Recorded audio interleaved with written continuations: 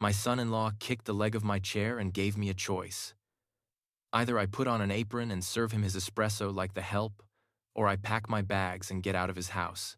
My daughter, the girl I raised with my own two hands, stood there and watched. She didn't defend me. She told me I was being difficult. She told me I should be grateful for the roof over my head. So, I didn't argue. I didn't scream. I simply smiled, walked to my room, and grabbed the suitcase I had packed 3 days ago. They thought they were kicking out a broke retired mechanic who had nowhere to go. They had no idea they were evicting the landlord. 1 week later, my phone rang for the 30th time that hour. They had just found out that the credit cards, the cars, and the very house they lived in were all powered by my money, and I had just cut the power cord. Before I tell you how I brought their fake empire crumbling down, please like and subscribe. Let me know in the comments if you have ever had to teach an ungrateful family member a lesson they would never forget.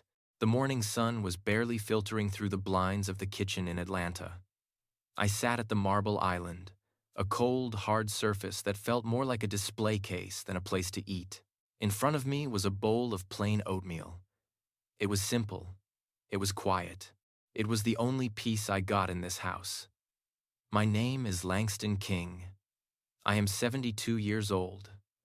To my daughter and her husband, I am just an old man taking up space, a retired mechanic with grease under his fingernails and a meager pension that barely covers his medication. They see the calluses on my hands and assume I am broken. They do not know that those hands built King Enterprises. They do not know that those hands signed the deed to the commercial complex downtown just last week. They see a burden. I see a test. And this morning they were about to fail it. The peace shattered the moment Hunter walked in. He did not say good morning. He never did. He wore a silk robe that cost more than my first car, and he smelled of expensive cologne and arrogance. He walked past me, stopped, and kicked the leg of my stool. It was not a stumble. It was a deliberate, sharp kick, meant to rattle me. "Hey, Langston," he said, his voice heavy with sleep and disdain. The maid called in sick again, probably lazy just like the rest of them. "I need a double espresso. And don't burn it this time." I slowly lowered my spoon into the oatmeal. I did not look at him. I looked at the steam rising from the bowl. For 3 years, I had lived in this guest room. For 3 years, I had paid their mortgage through a shell company so they would never know it was me. For 3 years, I had watched Hunter treat this house like a kingdom he had conquered, when in reality, he was just a court jester living on my charity. "I am eating my breakfast, Hunter," I said calmly. My voice was low, a rumble from my chest. "The machine is right there. You have hands. Use them." The silence that followed was sharp. Hunter was not used to being told no. He was a creative director at a mid-sized ad agency, a title he wore like a crown. He was used to assistants running for his coffee. He was used to people nodding when he spoke. He was not used to an old black man in a flannel shirt telling him to do it himself. He stepped closer. He invaded my personal space looming over me. "Excuse me." He laughed a dry, humorless sound. "I think you are confused about how this works. You live here for free, Langston. You eat my food. You use my electricity. You take up space in my house. The least you can do, the absolute bare minimum, is make yourself useful. Now get up and make the coffee." I turned on the stool to face him. I looked him in the eye. I saw the red veins from the wine he drank last night. I saw the fear masked as aggression. He needed to feel big, so he tried to make me feel small. "No," I said. The reaction was instant. Hunter's face turned a violent shade of red. He swiped his hand across the island, his palm connected with my bowl of oatmeal. The ceramic bowl flew off the table and shattered against the floor. Hot, sticky oatmeal splattered across my pants and onto the pristine white tiles. The sound of the crash echoed through the large, empty house like a gunshot. "Look what you made me do," Hunter shouted, pointing a shaking finger at the mess. "Look at this mess. You are clumsy and you are useless. Clean it up. Clean it up right now." I did not move to clean it. I stood up slowly, brushing a glob of oatmeal from my knee. My heart was beating steady and slow. This was it. This was the moment I had been waiting for. I had given them every chance. I had waited for a spark of decency, a moment of gratitude, but there was nothing here but rot. What is going on down here? The voice came from the stairs. It was Nia, my daughter. She stood there in her pajamas, looking from the broken bowl to Hunter's red face and finally to me. I waited. I waited for her to ask if I was burned. I waited for her to tell her husband that he could not treat her father like a dog. I waited for the girl I had carried on my shoulders to show up. Instead, she sighed. It was a long, exasperated sigh that told me everything I needed to know. "Dad, seriously," she said, walking over to stand next to Hunter. "It is 7 in the morning. Why do you have to provoke him?" I looked at her, stunned. "Provoke him, Nia." He threw my breakfast on the floor. "Hunter is under a lot of pressure." "Dad," she snapped, cutting me off. "He has a huge presentation today. He is the creative director. He carries the weight of this family on his back."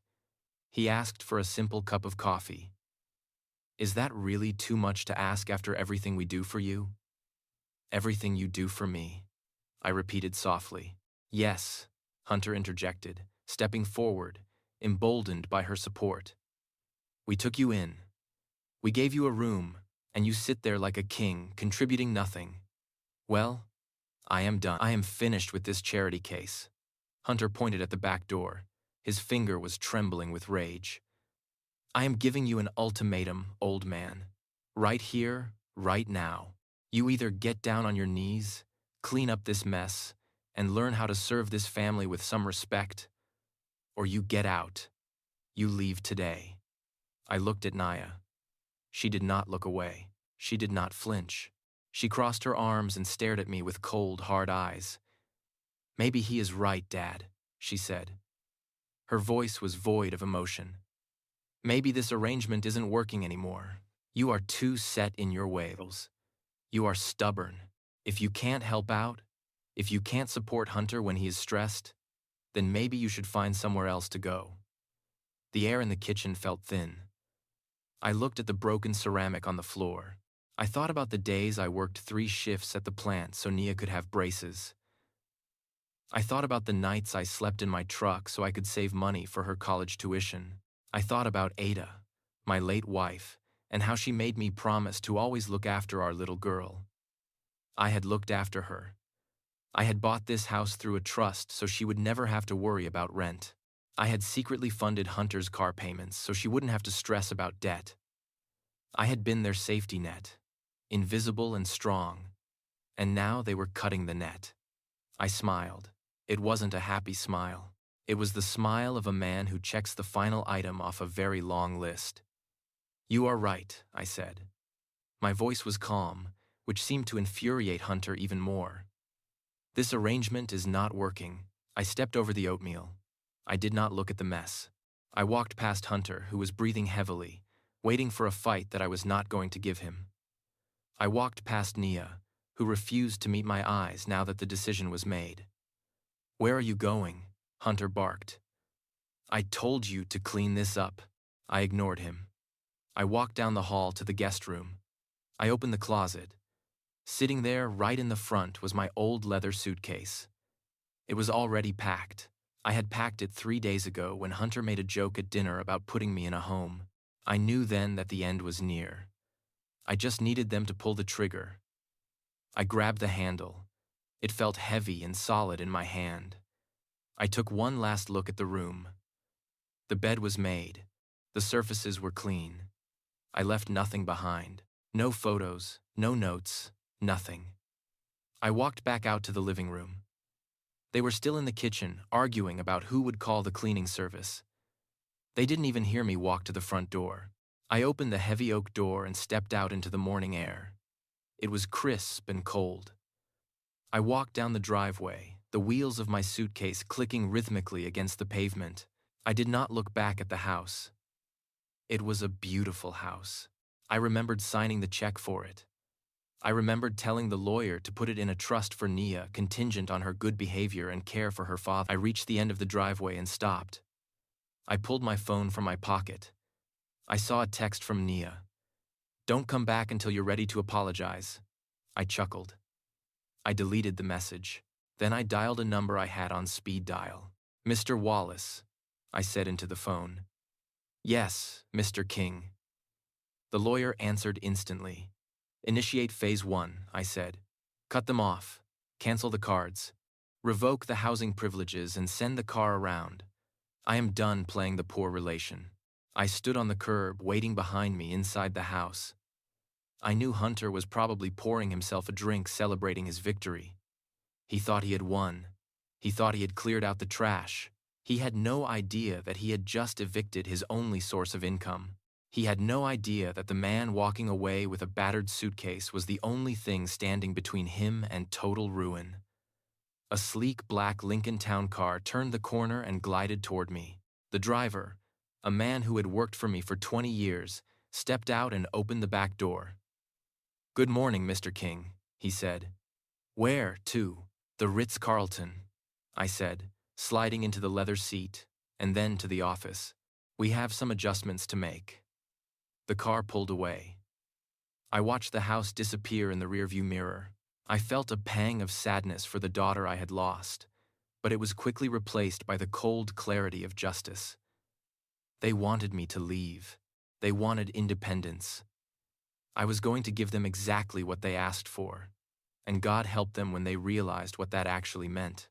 The wheels of my old suitcase clicked against the pavement, a rhythmic metronome counting down the seconds of my departure. It was a sound of finality. I walked down the long, winding driveway of the estate, the morning sun beating down on the back of my neck. I could feel the eyes of the neighborhood on me. Mrs. Higgins was out walking her poodle 2 houses down. She stopped clutching the leash, her face twisting into a mask of pity. I knew what she was thinking. Poor old Langston. Kicked out again, probably going to a shelter or a state home. She gave me a small, sad wave, the kind you give to a stray dog you have no intention of feeding. I nodded back, keeping my head low, my shoulders hunched. I played the part of the defeated, broken old man one last time. It was a role I had perfected over 3 years, a camouflage that allowed me to see who people really were when they thought I had nothing to offer. I did not want to break character just yet. The humiliation was part of the fuel I needed for what was to come. I felt a burning sensation on my back and stopped. I didn't have to turn around to know who it was, but I did anyway. I needed to see it. I needed to etch this image into my mind. Hunter was standing on the second-floor balcony of the master bedroom. He was leaning against the railing, holding a steaming mug of coffee. The coffee I had refused to make. He wasn't just watching me leave. He was enjoying. He raised the mug in a mock toast, a smug, self-satisfied grin plastered across his face. He looked like a king surveying his kingdom, completely unaware that the castle was built on sand, and I was the tide that was about to wash it all away. Beside him, the curtains moved. Nia was there, hiding in the shadows, watching her father walk away like unwanted trash. She didn't step out. She didn't call out. That silence hurt more than Hunter's mockery, but it also solidified my resolve. I turned back to the road and kept walking. The hill was steep and my knees ached, but inside my heart was beating with a cold, steady rhythm. I walked past the security gate, past the guard, who barely glanced up from his phone, and turned the corner onto the main avenue where the large oak trees provided the cover I needed. The moment I stepped out of the line of sight of the house, the transformation began. The slump in my shoulders vanished. My spine straightened. The weary shuffle in my step was replaced by a confident, purposeful stride. I was no longer Langston in the burden. I was Langston the architect. I checked my watch. 3, 2, 1. As if summoned by the thought, a sleek black Lincoln Town car turned the corner and glided toward me. It moved with the silent grace of a predator. The windows were tinted so dark they reflected the world back at itself, hiding the power within. The car pulled up to the curb, and the rear door opened before the wheels had even fully stopped rolling. Thomas, my driver for 25 years, stepped out. He was an imposing man in an immaculately tailored suit, a stark contrast to my flannel shirt and worn jeans. He took the battered suitcase from my hand with the reverence of someone handling a briefcase full of gold bars. "Good morning, Chairman King," he said, his voice low and filled with professional respect. "Welcome back, sir." I slid into the back seat of the Lincoln. The heavy door closed with a solid thud, sealing out the heat, the noise, and the humiliation of the last hour. The air conditioning was set to my exact preference. The smell of premium leather filled my nose, replacing the scent of burnt oatmeal. And in gratitude, I exhaled a long breath, letting the tension of the character I had been playing drain away. I pulled a bottle of water from the center console and took a sip. Then I reached into my jacket pocket and pulled out a secure satellite phone. There was only one number I needed to call. I dialed Wallace. He picked up on the first ring as I knew he would. "It is done," I said.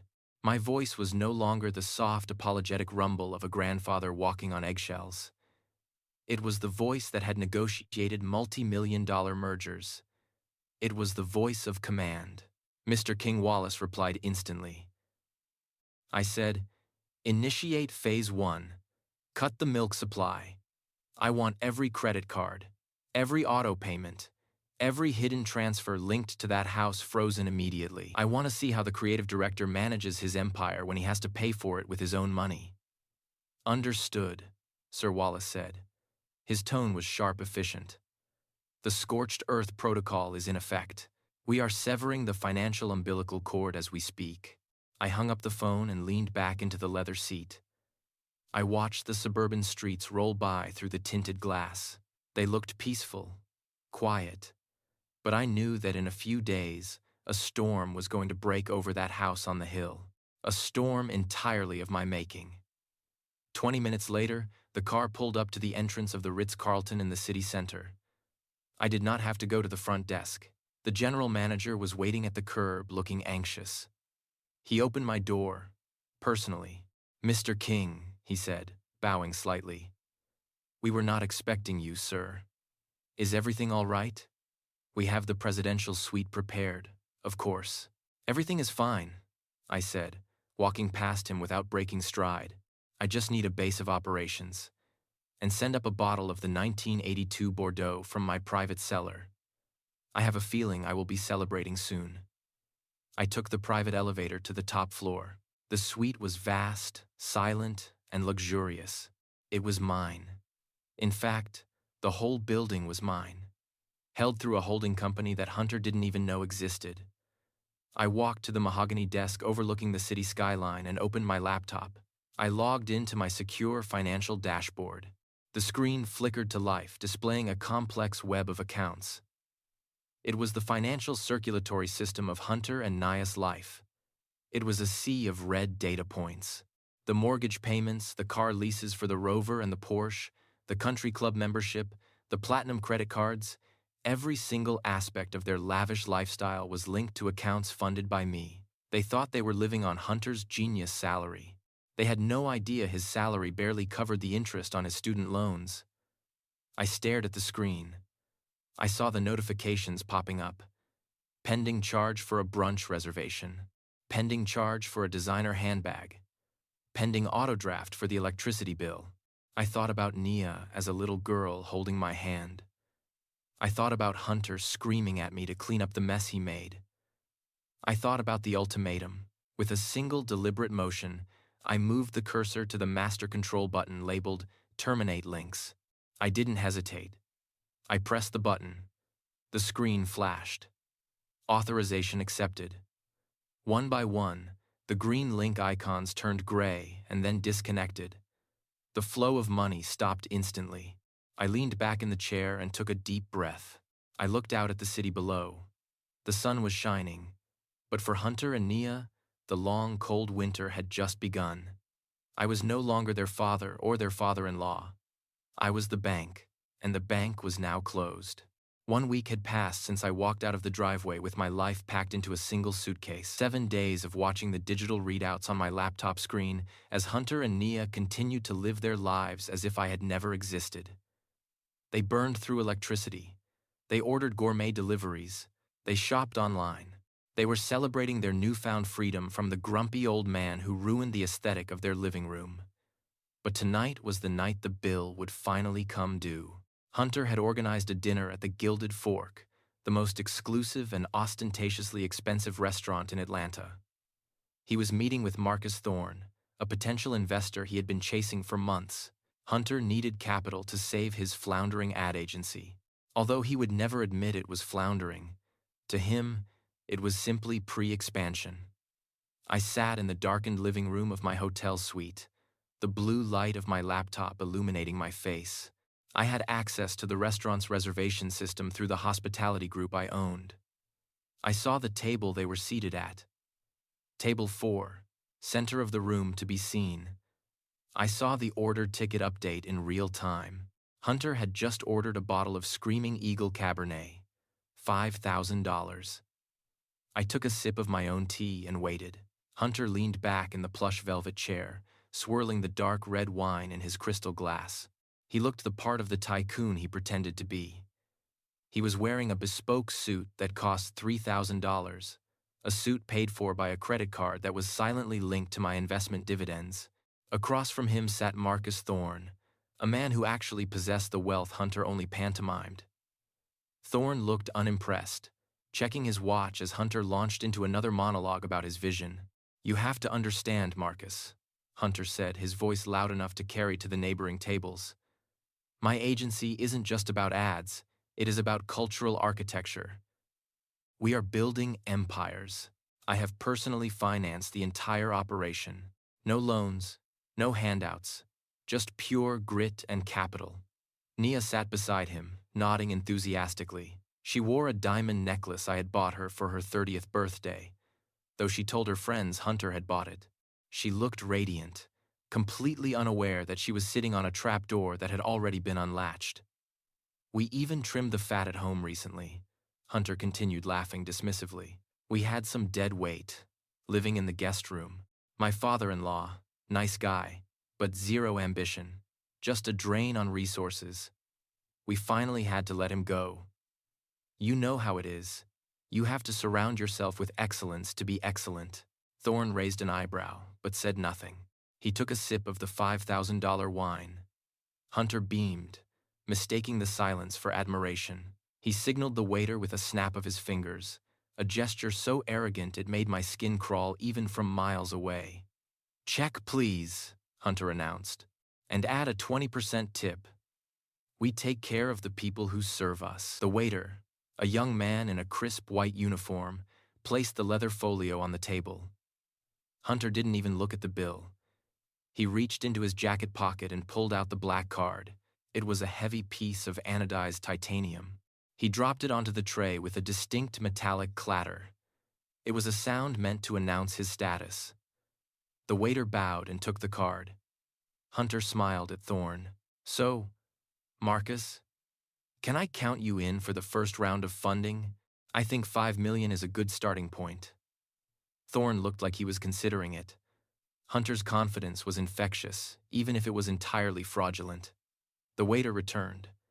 He did not have the receipt. He held the black titanium card between two fingers as if it were a contaminated object. He leaned down, whispering, but in the quiet hum of the fine dining room, the whisper carried like a scream. "I apologize, sir." The card was declined. Hunter laughed. It was a nervous, high-pitched sound. "That is impossible," he said loud enough for the table next to them to turn around. "That card has no limit. Run it again. You probably chipped the chip or something." "I ran it 3 times, sir," the waiter said, his voice devoid of emotion. "The issuer has placed a hard lock on the account. Code 001. Fraud protection or insufficient collateral." Hunter's face went from flush to pale in a second. He snatched the card back. "Here," he said, fumbling for his wallet. He pulled out a platinum Visa. "Try this one. It is my business account." The waiter took it and walked away. Nia reached out and touched Hunter's arm. "Hunter, what is going on?" she hissed. "Nothing, babe," Hunter snapped, sweat beading on his forehead. "Just a banking glitch. You know how these algorithms get when you make big purchases?" The waiter returned faster this time. He didn't even lean in. "Decline, sir." The silence at the table was absolute. Marcus Thorne placed his napkin on the table. He didn't look angry. He looked bored. He looked like a man who had just realized he was having dinner with a child playing dress-up. Hunter, sweating profusely now, turned to Nia. "Give me your card," he demanded. "The joint account." Nia fumbled in her purse, her hands shaking. She pulled out her card and handed it to the waiter. The waiter walked to the terminal station a few feet away. Hunter watched him. Nia watched him. Thorne watched Hunter. I watched the screen on my laptop. The notification flashed. Attempted transaction $500 or $640. Status rejected. Source terminated. The waiter came back. He didn't say a word. He just shook his head and placed Nia's card on the table next to Hunter's useless titanium rectangle. "Is this a joke?" Hunter shouted, standing up. "Do you know who I am? I am going to sue this restaurant. I am going to buy this building and fire you." "Sit down, Hunter," Thorne said. His voice was quiet, but it commanded immediate obedience. Hunter sat. Thorne pulled out a simple, worn leather wallet. He removed a card and handed it to the waiter. "I will cover the bill," Thorne said. "No, Marcus, please," Hunter stammered. "It is just a mix-up. I can transfer the money. I have the funds." Thorne stood up. He buttoned his jacket. He looked down at Hunter with a mixture of pity and disgust that was far worse than anger. "Hunter," Thorne said, cold and smooth, "you talked for 2 hours about independence and capital, yet you cannot pay for the wine you ordered. I do not do business with people who live in fantasies. Do not call my office again." Thorne walked out. He left Hunter and Nia sitting alone at the center table, surrounded by half-eaten food and a bottle of wine that cost more than they now had to their names. The waiter returned with Thorne's receipt. "You need to leave," the waiter said. "We have other guests waiting for this table. Guests who can pay." Hunter grabbed Nia's hand and dragged her out of the restaurant. They didn't wait for the valet. They ran to the parking lot where Hunter's Porsche was parked. They jumped inside the leather seats, no longer feeling like luxury, but like the interior of a cage. Hunter pulled out his phone. His hands were shaking so badly he dropped it twice before he could dial. He put the bank on speakerphone. "Why are my cards declined?" Hunter screamed at the automated voice before a human even picked up. Finally, a representative answered. "Security verification, please," the operator said. Hunter gave his details. He screamed his social security number. "Sir," the operator said calmly, "these cards are supplementary cards issued under a master account held by a Mr. Langston King. The primary account holder has removed all collateral assets and terminated the authorized user privileges. The accounts are closed." Hunter froze. He looked at the phone as if it had turned into a snake. "What?" he whispered. "That is a lie. I pay these bills. The payments were auto-drafted from a trust account." "Sir," the operator clarified, "that trust has been revoked. You currently have a zero balance and an outstanding debt of $42,000 that was pending payment." The call ended. Hunter looked at Nia. Nia looked at Hunter. The truth hit them like a physical blow. The cars, the house, the clothes, the dinners. It wasn't Hunter's genius. It wasn't Nia's management. It was Langston. It had always been Langston. "Call him," Hunter screamed. "Call him right now."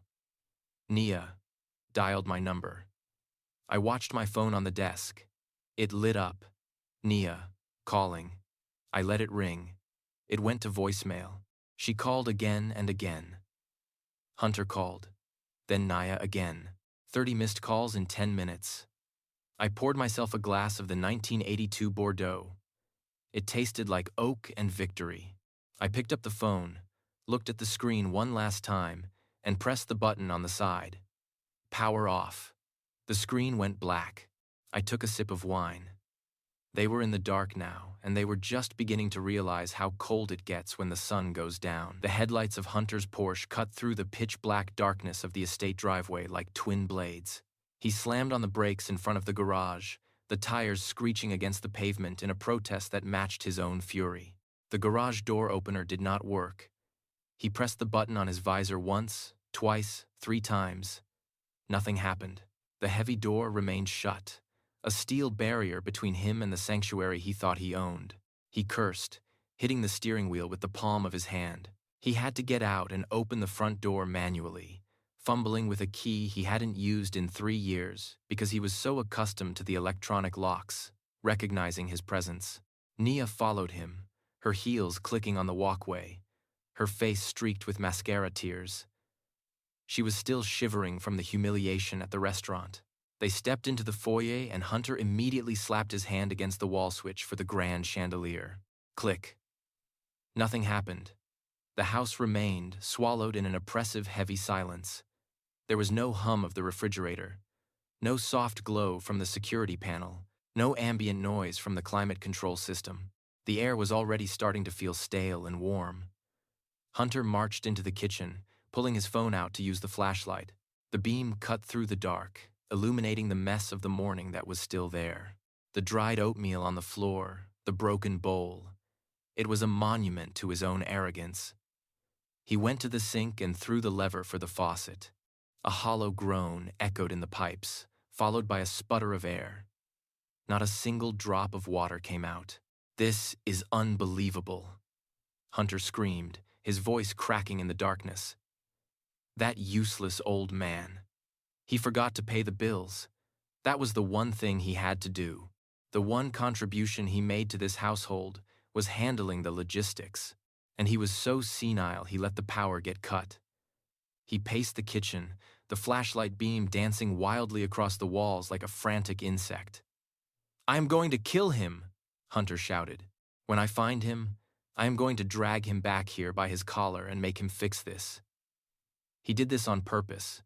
He knew the bills were due, and he just walked away. Nia sank onto one of the bar stools, burying her face in her hands. She wasn't angry. She was terrified. The reality of their situation was settling in on her faster than it was on Hunter. "Hunter," she sobbed, her voice muffled by her palms. "It is not just the bills. We have no money. The cards are declined. The bank accounts are frozen." He didn't just forget to pay the electric bill. He took everything. She looked up, her eyes wide and reflective in the harsh light of the phone. "He took his pension, Hunter. We have been living off that pension. We thought it was small, but he must have been saving it. He hoarded it, and now he has disappeared with the only cash flow we had." The accusation hung in the air. They truly believed that my mechanic's pension was what funded their lavish lifestyle. They were so deluded by their own greatness that they couldn't do the math. They couldn't see that a pension wouldn't cover the lease on the Porsche for a single month. But in their minds, I was a miser who had stolen their safety net. They ate dinner by the light of 3 scented candles Nia found in the guest bathroom. It wasn't a romantic candlelight dinner. It was a meal of desperation. The electric stove was dead. The microwave was a brick. They ate cold cuts and cheese directly from the package, tearing at the food with their fingers because they couldn't find clean silverware in the dark. The shadows flickered against the walls, distorting their faces, making them look like the monsters they were becoming. "This is temporary," Hunter said, chewing on a piece of salami with aggressive force. "We just need to find him. We need to find where he is hiding. He can't have gone far. He is a creature of habit." Nia wiped her mouth with the back of her hand. She looked at her husband, the man she had chosen over me, and for the first time, I think she saw his helplessness. "I know where he might be," Nia whispered. Hunter stopped chewing. "Where?" "There is an address," she said. "It comes on his bank statements. I saw it once when I was going through his mail. It is an old apartment complex on the south side, the rough part of town. He probably kept a place there. A bolt hole." Hunter stood up, knocking his chair over in the dark. "Let's go," he commanded. They piled back into the Porsche. The fuel light was on another blinking red eye of judgment, but they had enough to get across town. Nia navigated her phone battery dying, guiding them away from the manicured lawns of the north side and into the gritty industrial heart of the south side. The streets became narrower. The street lights were broken. The houses had bars on the windows. Hunter locked the car doors, his eyes darting nervously at the shadows. They pulled up to a brick building that looked like it had stood for 100 years. It was worn but sturdy. It was the kind of place where people worked hard and kept their heads down. "That is it," Nia said, pointing to the number 4B on the mailbox. "That is the address on the statements." Hunter parked the car illegally in front of a fire hydrant. He didn't care. He stormed up the steps, Nia trailing behind him. He pounded on the front door of the complex. There was no buzzer, just a heavy steel door. "Open up, Langston," he shouted. "I know you are in there." A window on the first floor slid open. A large woman with a head wrap looked out. She didn't look scared. She looked annoyed. "Who is making all that racket?" she demanded. "We are looking for Langston King," Hunter barked. "He lives here. Tell him his daughter is here and she wants to talk." The woman squinted at them. She looked at Hunter's suit, which was now wrinkled and stained with sweat. She looked at Nia's tear-streaked face. Then she laughed. It was a deep, belly-shaking laugh. "Langston King?" she asked. "You mean Mr. King?"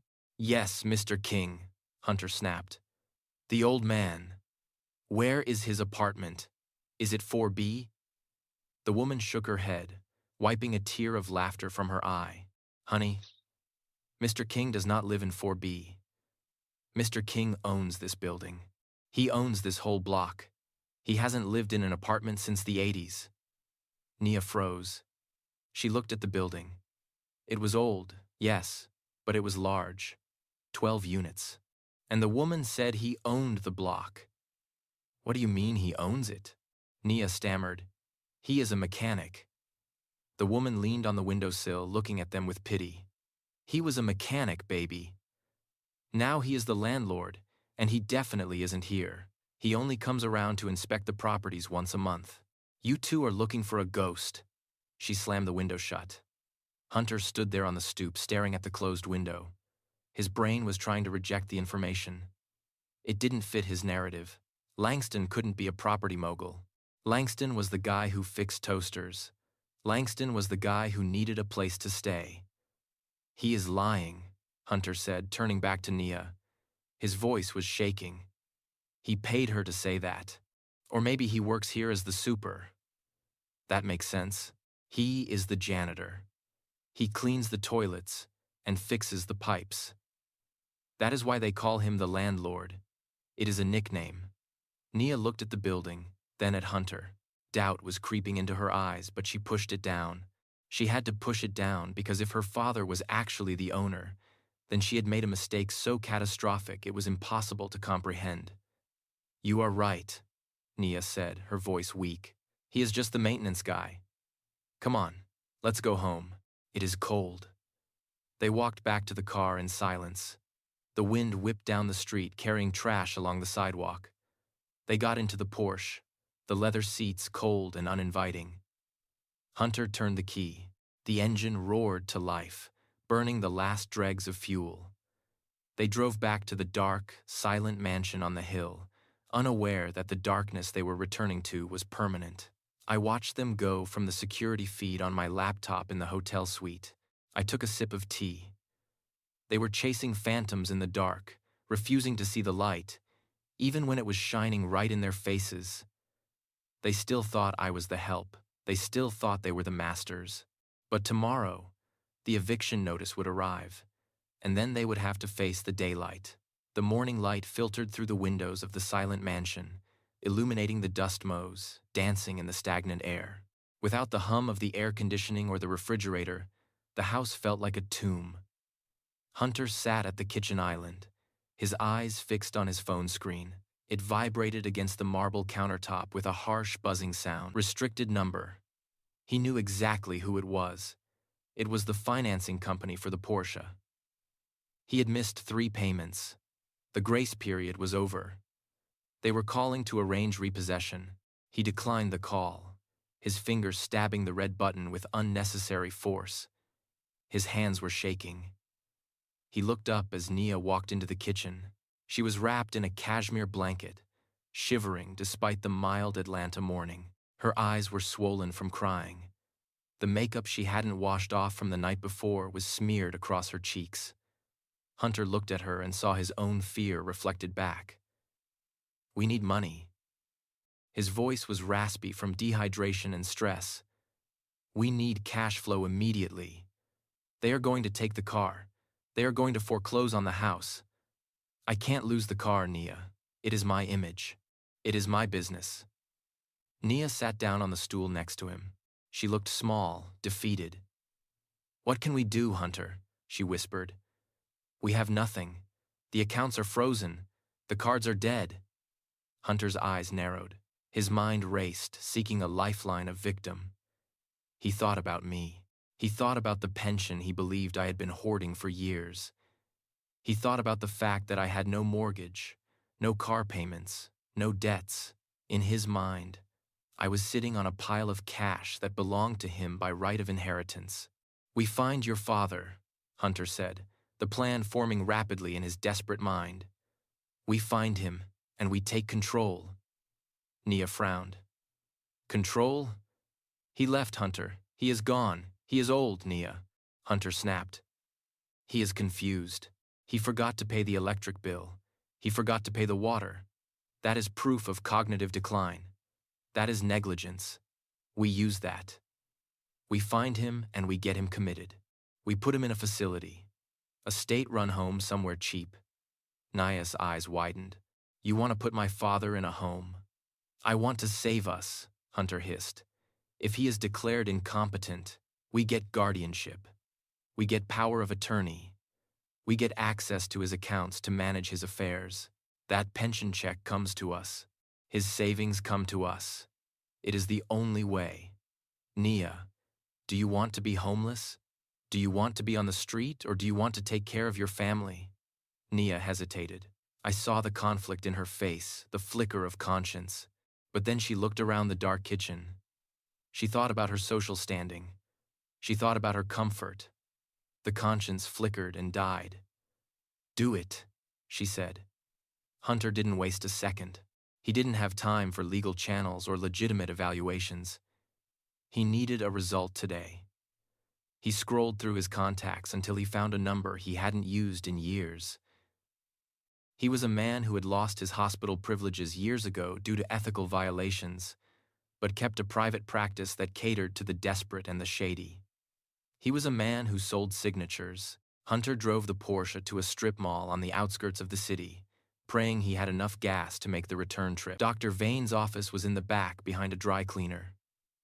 The waiting room smelled of stale smoke and despair. Hunter marched past the receptionist and into the office. Vane was sitting behind a cluttered desk, looking greasy and tired. "I need a 1013 form," Hunter said, slapping a thick envelope onto the desk. It contained $5,000 in cash. It was the last of the money he had borrowed from a loan shark, money he was supposed to use to pay the interest on his gambling debts. He was betting his life on this move. Vane opened the envelope. He counted the bills with practiced speed. He didn't ask for medical records. He didn't ask for patient history. "Who is the subject?" Vane asked, pulling a form from his drawer. "Langston King," Hunter replied.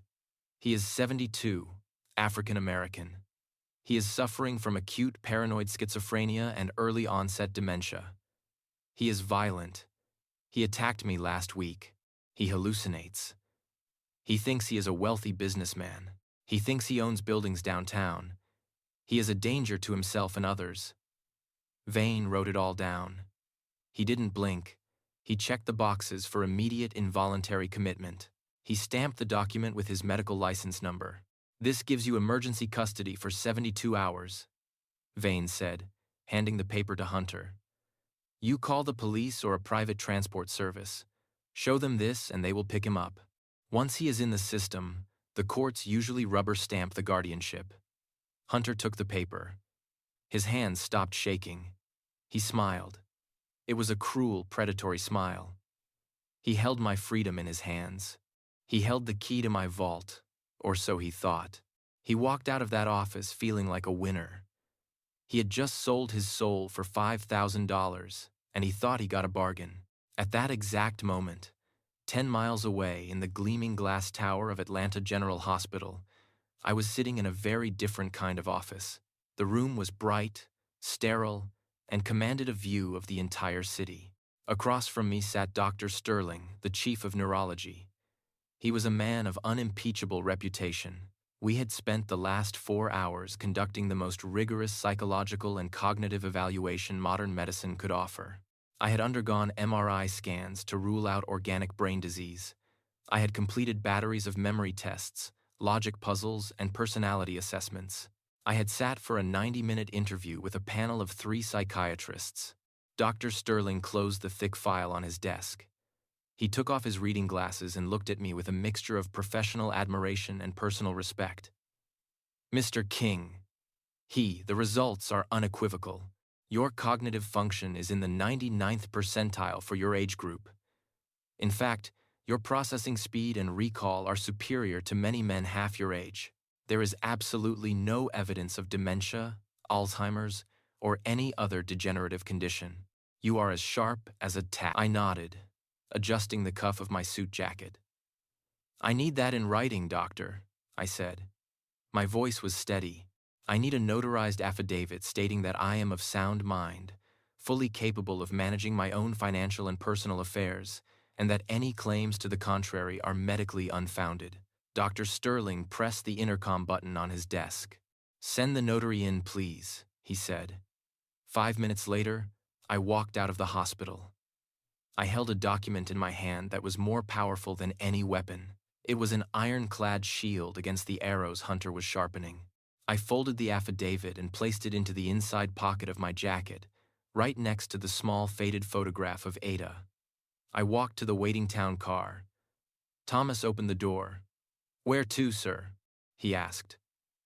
"Back to the hotel, Thomas," I said.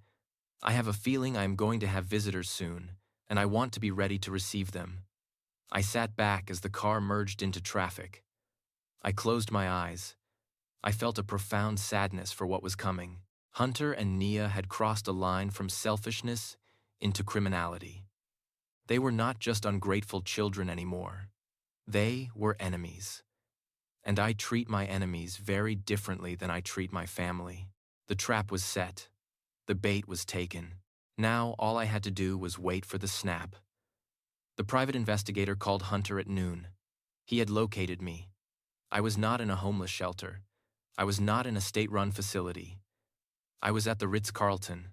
Hunter put the phone on speaker so Nia could hear. He laughed. It was a sound of pure, unadulterated malice. He told Nia that the old man was burning through his life savings in a final act of senile rebellion.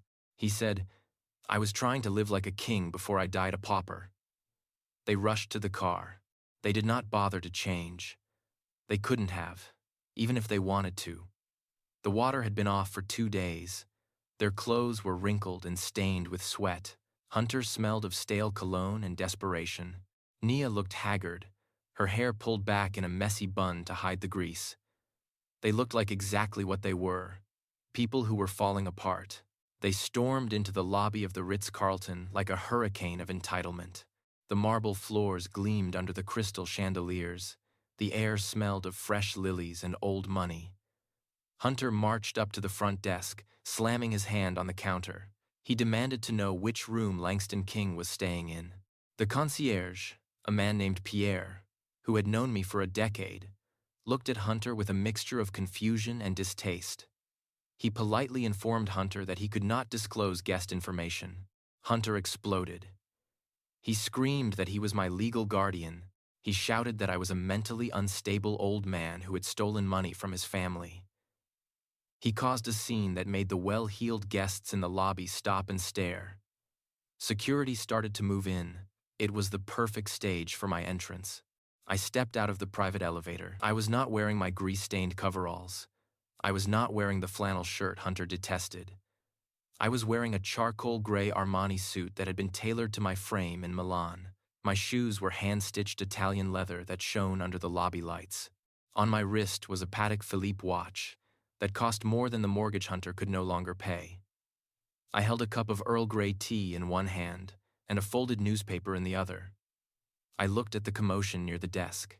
I saw my daughter and her husband looking like refugees from a disaster they had created. He blinked, trying to reconcile the image of the father-in-law he treated like a servant with the man standing before him. He looked at the suit, he looked at the shoes, he looked at the way the staff bowed their heads slightly as I passed. But his arrogance was a powerful drug. He shook his head, convincing himself that this was just a costume. "Well, look at you," Hunter sneered, his voice echoing in the quiet lobby. "You really went all out, didn't you, Langston? How much did it cost to rent the suit? Did you spend the last of your pension on a costume party? You look ridiculous." Nia stepped forward. She reached out a hand, but she didn't touch me. She looked at the fabric of my jacket. She knew quality. She knew this wasn't a rental. But she was too terrified to admit what that meant. "Dad," she said, her voice trembling. "Please stop this. You are making a scene. Just come home." Hunter stepped between us. He puffed out his chest, trying to intimidate me. "We are here to save you from yourself, old man," Hunter said. "We know you are not well. We know you are confused, but we are generous people. We are willing to forgive you for running away. We are willing to forgive you for stealing our money. Just give us the rest of the cash check out of this fantasy hotel and come home. We have a nice room waiting for you. It has locks on the doors for your own safety." I took a sip of my tea. It was perfectly brewed. I looked at Hunter. I looked at the sweat stains on his collar. I looked at the fear behind his eyes. "I am not going anywhere, Hunter," I said. My voice was calm, steady, and resonant. "I am exactly where I belong. And as for your forgiveness, you can keep it. You're going to need it for yourself." It was a forced, ugly sound. "Don't be stupid, Langston. You have nowhere else to go. That house is the only roof you have." It was the smile of a wolf looking at a sheep that had wandered into the den. "That house," I said softly. "You seem to be under the impression that it is your house." I raised my hand. From the shadows of the lounge, Mr. Wallace stepped forward. He was holding a thick manila envelope. He walked up to Hunter and thrust the envelope into his chest. Hunter instinctively grabbed it. "What is this?" Hunter asked. "It is an eviction notice," Wallace said. His voice was dry and professional. "Eviction," Hunter sputtered. "You can't evict me. I own that house. Nia owns that house." "Read the deed, Hunter," I said. "You never saw the original deed, did you? You just saw the trust documents I let you see." Hunter tore open the envelope. He pulled out the document. His eyes scanned the page frantically. "The property located at 450 Highland Avenue is held in the Ada and Langston King Revocable Trust." Wallace recited from memory. "The occupants Nia and Hunter Vance are granted tenancy solely at the discretion of the trustee, Mr. Langston King. This tenancy is subject to the filial piety clause, which mandates that the occupants treat the trustee with respect and care." Wallace paused. He looked at Hunter over the rim of his glasses. "Clause violated," Wallace said. "Tenancy revoked." Hunter looked up from the paper. His face was ashen. "This is fake," he whispered. "This is a forgery." "It is filed with the county clerk," I said. "You have 3 days to vacate the premises. If you are not out by Friday at noon, the sheriff will remove you. And Hunter, I suggest you don't try to take anything that doesn't belong to you. The inventory list is very thorough." Nia started to cry. "Dad, you can't do this. We have nowhere to go. We have no money." I looked at my daughter. I saw the little girl I used to carry on my shoulders, but I also saw the woman who stood by and watched her husband throw my breakfast on the floor. "You have 3 days, Nia," I said. "You are young. You are smart. Figure it out." I turned my back on them. I walked toward the elevator. Behind me, I heard Hunter screaming threats. I heard him crumbling. I pressed the button for the penthouse. The doors closed, shutting out their noise. I was alone again. But for the first time in a long time, I didn't feel lonely. I felt clean. My daughter stood on the sidewalk outside the hotel. The heavy glass doors had closed, sealing me inside my world of air-conditioned luxury and leaving her out in the humid Atlanta heat. In her hands, she held the eviction notice Wallace had handed to Hunter. It was a thick document, heavy with legal authority and the weight of her own failures. She stared at the black ink as if the words were written in a language she refused to understand. Her hands began to tremble. Then a scream tore from her throat. It was a raw, primal sound of absolute denial. She grabbed the top of the envelope and ripped it. She tore the paper once, twice, 3 times, shredding the legal warnings into jagged confetti that scattered across the concrete.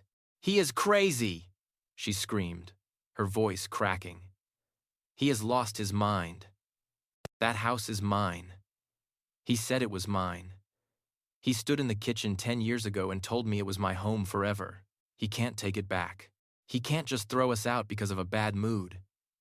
Hunter grabbed her shoulders. He shook her, trying to snap her out of the hysteria, but his own eyes were wide with panic. He needed her to be angry, not broken. Anger was useful. Despair was not. "Listen to me, Nia," Hunter hissed, bringing his face close to hers. "Your father is senile. Did you see him in there? Did you see that suit? He is playing dress-up. He is burning through his savings to rent a fantasy life. That lawyer is a shark who smells blood in the water. He is manipulating a confused old man to get his hands on the pension." Nia looked at him, her eyes searching for a lifeline. "Do you really think so?" she whispered. "I know so," Hunter lied. He lied with the ease of a man who had been doing it his whole life. "We are going to fight this. We are going to sue him for elder abuse. We are going to prove he is incompetent and that the house was a verbal gift. The law protects us, Nia. Possession is 9/10 of the law. We have lived there for 3 years. It is our home." They got back into the Porsche. The drive back to the estate was silent and tense. Hunter drove with a reckless aggression, cutting off other cars running red lights. He was a man cornered, and he was ready to bite. When they arrived at the house, it was sweltering inside. The lack of air conditioning had turned the mansion into an oven, but Hunter didn't care about the heat. He cared about paper. He stormed into the home office, a room he had claimed for his creative genius, but mostly used to play video games. He went straight to the filing cabinet in the corner. He yanked the drawers open, pulling out hanging folders and dumping them onto the floor. Tax returns, utility bills, warranties for appliances they couldn't afford to fix. He threw paper into the air, searching frantically for one specific document. "Where is it?" he shouted, kicking a pile of receipts. "Where is the deed?"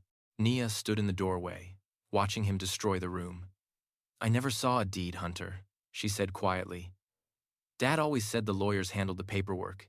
He just gave us the keys." Hunter stopped. He looked at her. The realization hit him hard. There was no deed. There was no transfer of title. There was no paper trail that linked their names to the property. I had never signed it over. I had let them play house in a property I owned completely. "He tricked us," Hunter spat. "The old snake never gave it to you. He kept it in his name the whole time." He pulled out his phone. He scrolled past the debt collectors and the angry clients until he found a number saved as the fixer. It was a lawyer named Saul, a man who operated out of a strip mall and specialized in gray areas. "Saul, it is Hunter," he said into the phone, his voice low and urgent. "I have a situation. I need an affidavit. I need a witness statement proving a verbal contract for a property transfer. Yes, a gift. I need it backdated 3 years. I don't care how much it costs. I will pay you when we sell the house. Just draw it up." He hung up and looked at Nia. "We are going to take what is ours," he said. "If he won't give it to us, we will take it." Night fell over the estate. The darkness inside the house was absolute. Hunter sat in the living room, staring at the heavy oak door at the end of the hallway. It was the door to my private study. For 3 years, that room had been locked. I had told them it was where I kept my old tools and dusty files. I had told them it was dangerous, full of rusty metal and sharp edges. I had forbidden them from entering. Hunter stood up. He walked to the garage and came back with a cordless drill and a heavy crowbar. The battery on the drill was dying, but he hoped it had enough juice for one lock. "He thinks he is smart," Hunter muttered to himself. "He thinks he can starve us out. But I know his secret." He turned to Nia, who was sitting on the couch hugging her knees. "The pension," Hunter said, pointing the drill at the study door. "He didn't take it all with him. He couldn't have. Old people don't trust banks. He hoarded cash. I bet you anything that room is full of cash. That is why he keeps it locked. That is why he wouldn't let us in. He has been sitting on a gold mine while we struggled." Nia didn't stop him. She was too tired, too hungry, too broken to argue. She watched as her husband walked down the hallway to break into her father's sanctuary.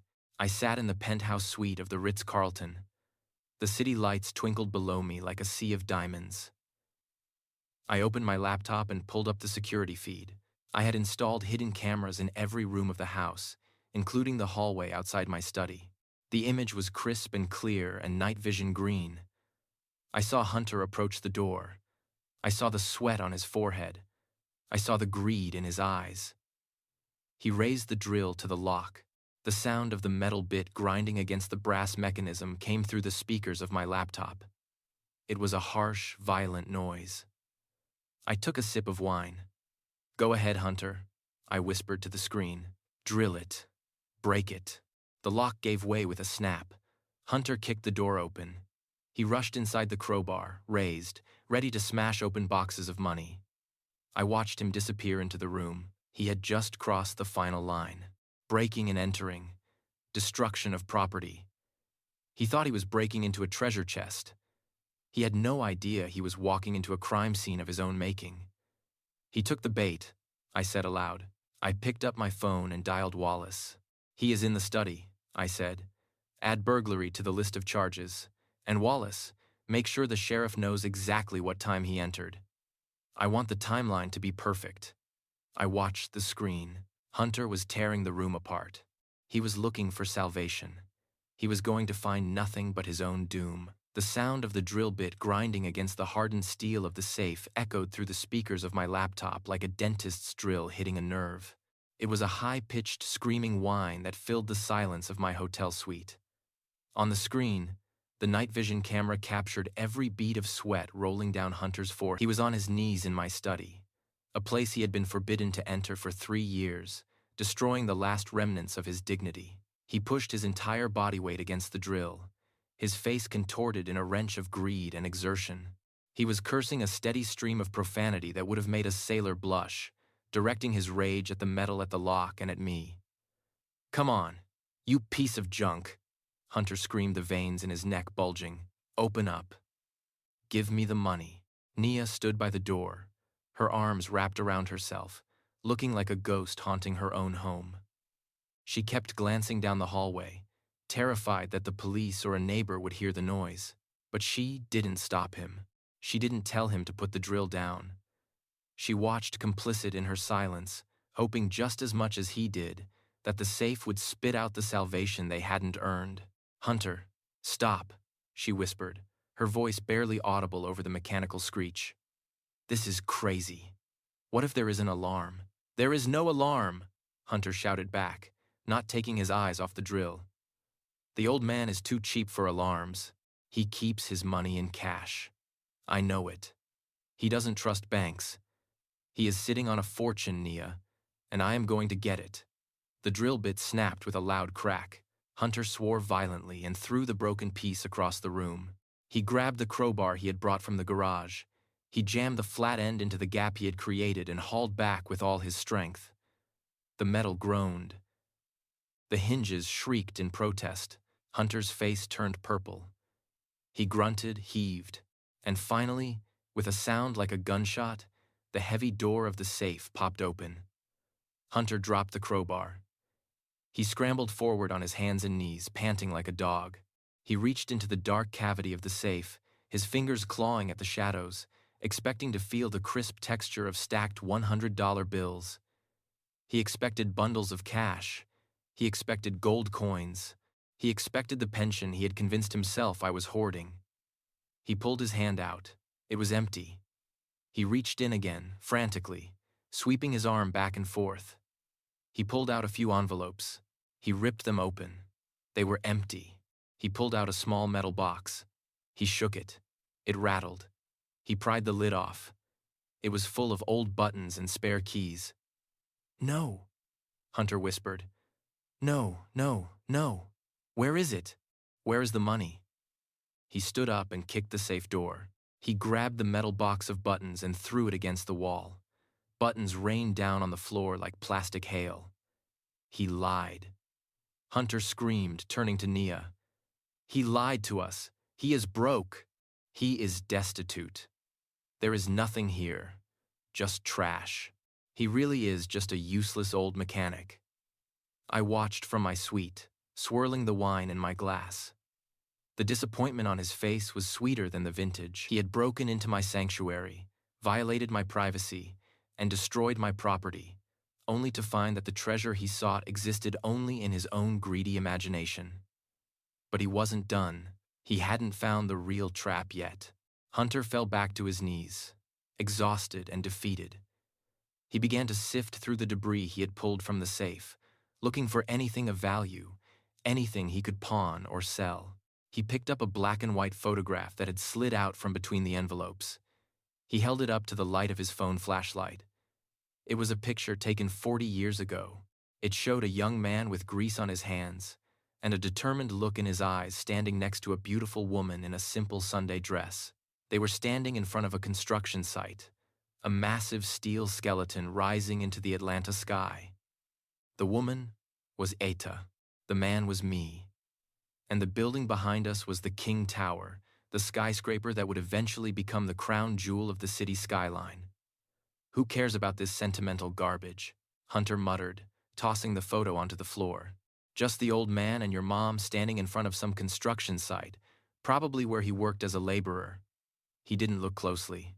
He didn't see the sign in the background of the photo that read, "Future site of King Enterprises headquarters." He didn't connect the dots. His arrogance blinded him to the history staring him right in the face. He assumed I was the worker, never the architect. He picked up a small cream-colored card that had been tucked behind the photo. He squinted at it. "Wallace and Associates," Hunter read aloud. "Legal counsel for King Enterprises." He frowned. He knew the name Wallace. It was the man who had handed him the eviction notice, but the second part confused him. "King Enterprises," Hunter said, turning the card over. Why would the old man have the business card for the biggest real estate developer in the state? He looked at Nia. Maybe he tried to get a job there, Nia suggested weakly. Or maybe he tried to sue them for something. You know how he is. Hunter scoffed and flicked the card away. It landed face up on the carpet, the gold-embossed letters shimmering in the flashlight beam. "Yeah, probably a slip and fall," Hunter said, trying to scam a corporation. "That sounds like him, always looking for a handout." He went back to the safe, reaching into the very back, the deepest shadow. His hand brushed against leather. He pulled out a small, bound book. It was an old diary. The leather was cracked and worn. It looked worthless. Hunter was about to throw it away when a piece of paper fell out from the back pages. He picked up the paper. It was a map, a hand-drawn map of the south side of the city. There was a red circle around a large plot of land near the industrial district. Next to the map was a note, written in my handwriting. "Secret investment lot number 9, South Sector.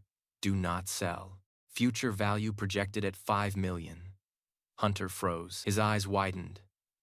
He read the note again. Then he opened the diary to the last page. There was another entry dated 2 years ago. "The land is sitting there. No one knows I own it. Just waiting for the right buyer. If times get hard, this is the safety net." The deed is in the filing cabinet under miscellaneous. Hunter looked up at Nia. The despair in his face vanished, replaced instantly by a manic, feverish hope. Nia, look at this, he whispered, his voice trembling with excitement. He shoved the diary into her hands. Land, Hunter said. He owns land. He calls it a secret investment. He says it is worth $5 million. Nia looked at the map. But this is in the industrial district. She said it is just wasteland.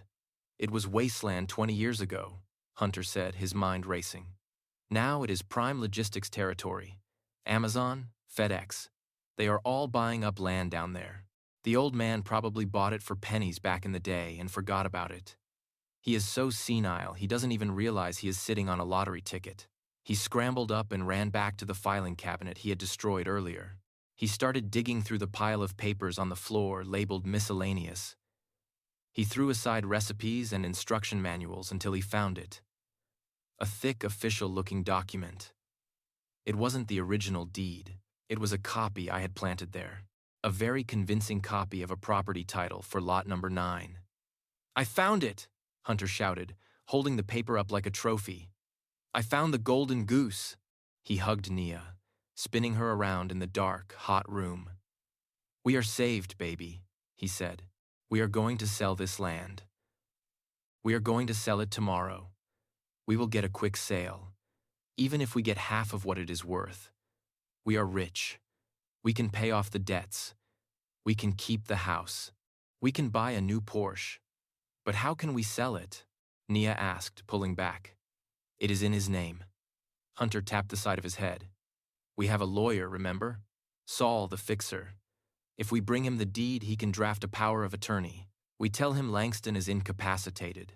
We tell him it is an emergency sale to pay for his medical care. Saul won't ask questions as long as he gets his cut. He kissed the paper. The old man finally came through. Hunter said he was hiding this from us. He was going to let us starve while he sat on a gold mine. Well, finders keepers. I watched them on the screen. I watched them celebrate their theft. I watched them plot to sell property that wasn't theirs. I took another sip of wine. Hunter thought he had found a lifeline. He didn't know he had just wrapped the noose around his own neck. It was going to make him a felon. Go ahead, Hunter, I whispered to the empty room. Sell it. See what happens when you try to sell the headquarters of the company that owns this city. I closed the laptop. The trap was sprung. Tomorrow the jaws would snap shut, and I would be there to watch the blood hit the water. Hunter scraped together the last remnants of his dignity and his cash reserves. He pawned his Rolex. It was the watch he bought to celebrate his promotion to creative director, a promotion he never actually received, but lied about to impress his friends. He took the $3,000 from the pawn shop and drove straight to the back room of a laundromat, where Saul, the lawyer who had lost his license a decade ago, operated his practice. Hunter needed a power of attorney document. He needed a piece of paper that said Langston King was mentally incapacitated and that his beloved son-in-law had the full legal right to liquidate his assets for medical expenses. Saul did not ask questions. He just counted the cash with yellowed fingertips and typed up the document on a typewriter that sounded like a machine gun. He forged my signature with a frightening level of skill. He stamped it with a notary seal that had expired 5 years ago. Hunter grabbed the paper as if it were a winning lottery ticket. He didn't care about the legality.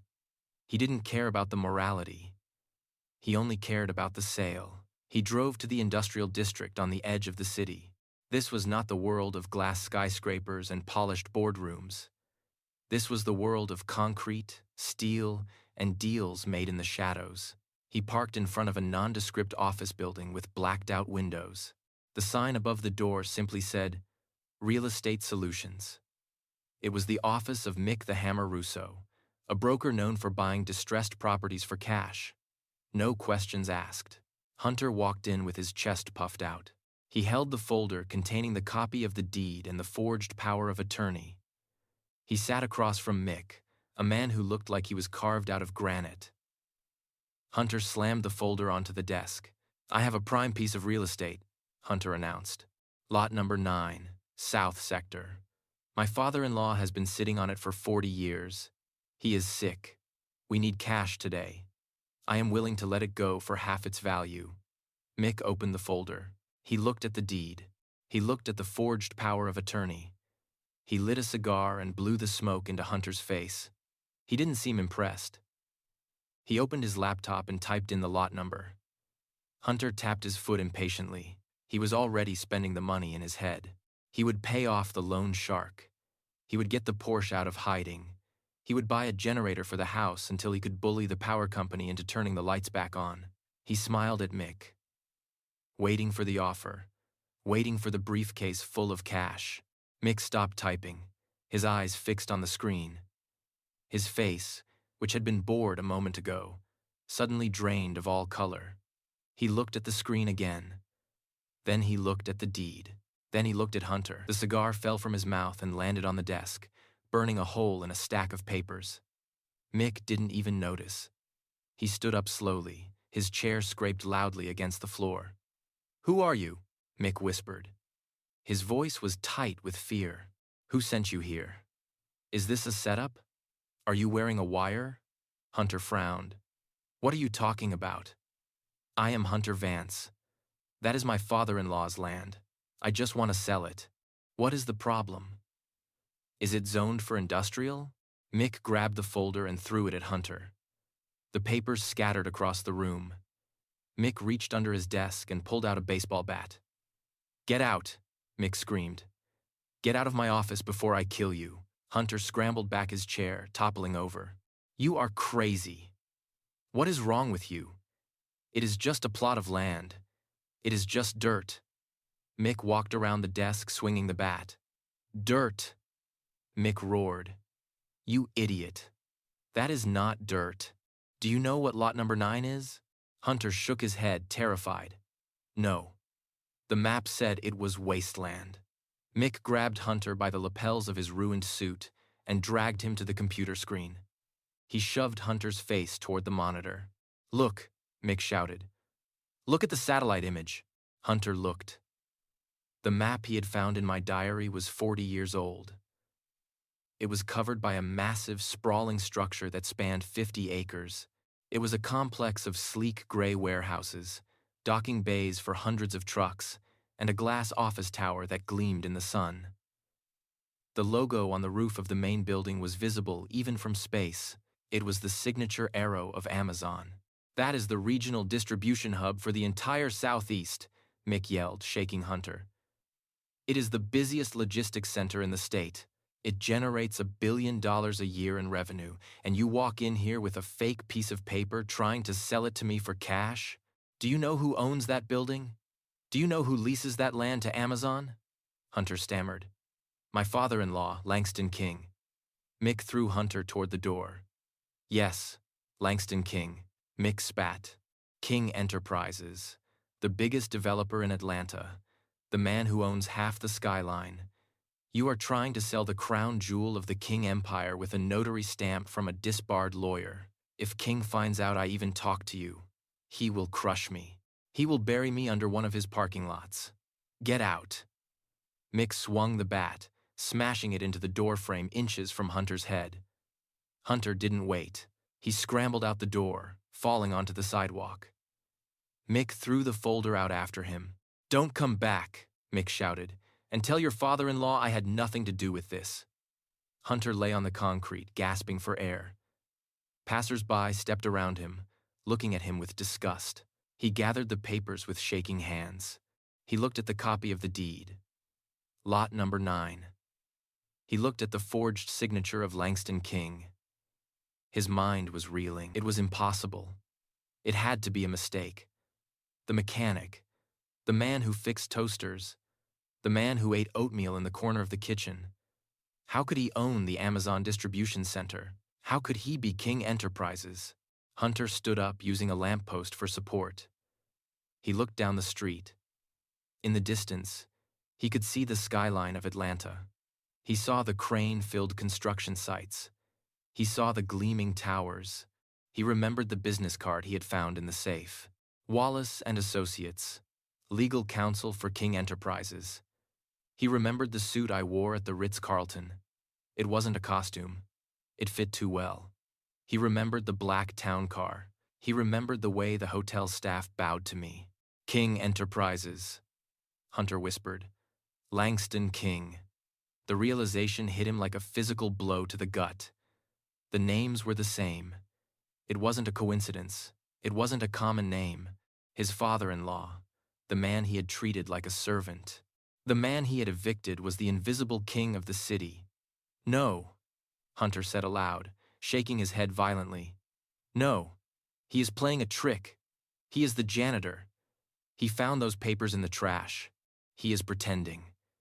He has to be pretending. But the doubt had taken root. It was a cold, gnawing worm in his stomach.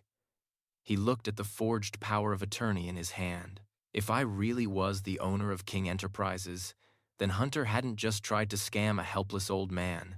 He had just attempted to defraud one of the most powerful men in the state.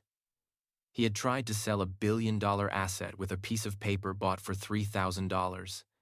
He felt a vibration in his pocket. It was his phone. A notification from his newsfeed popped up. It was an announcement for the annual charity gala happening that night. The headline read, Mr. Chairman of King Enterprises to make rare public appearance. Hunter stared at the screen. He needed to know. He needed to see it with his own eyes. He needed to prove that I was a fraud, or he needed to beg for his life. He looked at his watch. The gala started in 4 hours. He had no money. He had no invitation, but he had desperation. And desperation is a powerful fuel. He started walking toward the pawn shop. He still had Nia's engagement ring in his pocket. It was the last thing of value he possessed. He was going to bet it all on one final roll of the dice. He was going to the ball. Hunter sat in the leather chair of his corner office, a space he had rented to project an image of success he never actually possessed. The office was silent, except for the buzzing of a fly against the glass. His staff had walked out 3 days ago when the payroll checks bounced. Now it was just him and the crushing weight of reality. His phone rang. It was not a client. It was the property manager for the building. Mr. Vance, the voice on the other line said, cold and final. We have not received the wire transfer for the last 3 months of rent. Our legal team has authorized a lockout. You have until tomorrow morning to vacate the premises before we change the locks and seize any assets remaining inside to cover your debt. Hunter ended the call without saying a word. He stared at the blank screen. His ad agency was his identity. Without the office, without the title of creative director, he was just a man with a lot of debt and a wife who was slowly realizing she had married a failure. He needed a miracle. He needed a cash injection so massive it would plug the holes in his sinking ship and keep him afloat for another year. He opened his laptop and refreshed the newsfeed he had been obsessing over for the last hour. The headline glared back at him.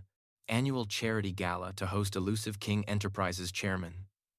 The article speculated on the identity of the man who had reshaped the city's skyline, but never appeared in Vogue or Forbes. Tickets were sold out, but there was always a secondary market for the desperate and the wealthy. The price was $5,000 a seat, $10,000 for a couple. Hunter looked at his bank balance. 0. He looked at his credit cards. Frozen. He looked at the eviction notice in his pocket. If he could get into that room, if he could walk up to the chairman of King Enterprises, he could pitch his agency. He could sell his vision. He could get an investment. And if the chairman turned out to be me, if the impossible turned out to be true, then he would fall on his knees and beg. He would use Nia as a shield. He would cry. He would do whatever it took to get the money back. He stood up and ran out of the office. He drove the Porsche, running on fumes, back to the dark mansion on the hill. He found Nia sitting on the patio, staring blankly at the empty pool, which had been drained when the maintenance contract was canceled. Get up, Hunter ordered, pulling her by the arm. Get inside. We need your things. Nia stumbled after him. What things? We have nothing left, Hunter. Hunter dragged her into the master closet. He started pulling boxes off the top shelf. He found it. The orange Hermes box. Inside was the Birkin bag I had bought her 5 years ago to celebrate her graduation. It was pristine leather, untouched, a symbol of a status she only pretended to have. "We are selling it," Hunter said, tucking the bag under his arm. "And the watch. Give me the Rolex." Nia clutched her wrist. "No, Hunter. Dad gave me this. It is the only thing I have left of him." Hunter grabbed her wrist and unclasped the watch with brutal efficiency. "Your dad is gone, Nia," he spat. "He is either a senile old man rotting in a hotel room, or he is the monster who cut us off. Either way, this watch is the only thing standing between us and the street. We are going to the gala. We are going to meet the money." Nia started to cry, deep heaving sobs that shook her frame. She tried to grab the watch back, but Hunter shoved her away. "Stop crying and get dressed," he commanded. "Put on the best gown you have. Fix your face. We are going to walk into that ballroom, and we are going to save our lives. This is an investment, Nia. It is the last gamble we have." He left her weeping on the floor and drove to the high-end pawn shop on Piedmont Road. He didn't negotiate. He took the first offer the broker gave him, $12,000 in cash for items worth $40,000. He didn't care. He grabbed the stack of $100 bills and felt a surge of adrenaline. It was enough. It was his ticket to the show. 3 hours later, the valet at the St. Regis Hotel looked at Hunter's Porsche with a practiced eye. He noted the brake dust on the rims and the slight scratch on the bumper signs of a car that was no longer being maintained. Hunter tossed him the keys with a feigned nonchalance and took Nia's arm. She was wearing a silver gown that shimmered under the portico lights, but her eyes were dead. She looked like a prisoner being marched to her execution. Hunter wore his tuxedo, but it felt tighter than usual, constricting his chest. He patted the pocket where he kept his business cards. He was ready to pitch. They walked past the security checkpoint, handing over the exorbitant cash tickets Hunter had bought from a scalper in the parking lot. The usher scanned them, the light turning green. They were in. The ballroom was a sea of diamond, silk, and power. The air smelled of expensive perfume and success. A live orchestra played softly in the corner. Waiters circulated with trays of champagne and caviar. Hunter took a glass and downed it in one gulp. He scanned the room, his eyes darting frantically, looking for the center of gravity. "Let's find our table," Hunter said, pulling Nia through the crowd. "We need to be close to the front. We need visibility." He checked the seating chart displayed on a large easel near the entrance. He ran his finger down the list of names. Table 1, Table 2, Table 3.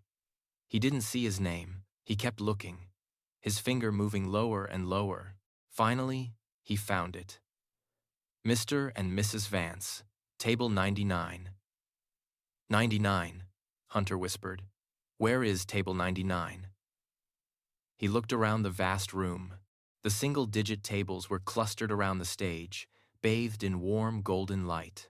The 20s and 30s radiated out from there. Hunter walked past the tables of senators, tech mogul, and old money families. He kept walking. He walked past the mid-tier executives. He walked past the local politicians. He reached the very back of the room. Table 99 was a small, round table shoved into the corner next to the swinging doors of the service kitchen. It was dark. It was noisy. Every time a waiter kicked the door open, a blast of hot food-scented air and the clatter of dishes washed over them. "This is a mistake," Hunter hissed, staring at the centerpiece, which was noticeably smaller than the ones on the main tables. "Do they know who I am? I am a creative director. I should be in the inner circle." "Sit down, Hunter," Nia said, her voice flat. "Everyone is looking at us." Hunter sat his back to the wall. He felt small. He felt invisible. He had spent $12,000 to sit by the kitchen, but then he looked up. He looked across the sea of heads toward the stage. Table 1 was elevated on a small platform. It was the sun around which the rest of the room orbited. The lighting was designed to draw every eye to it.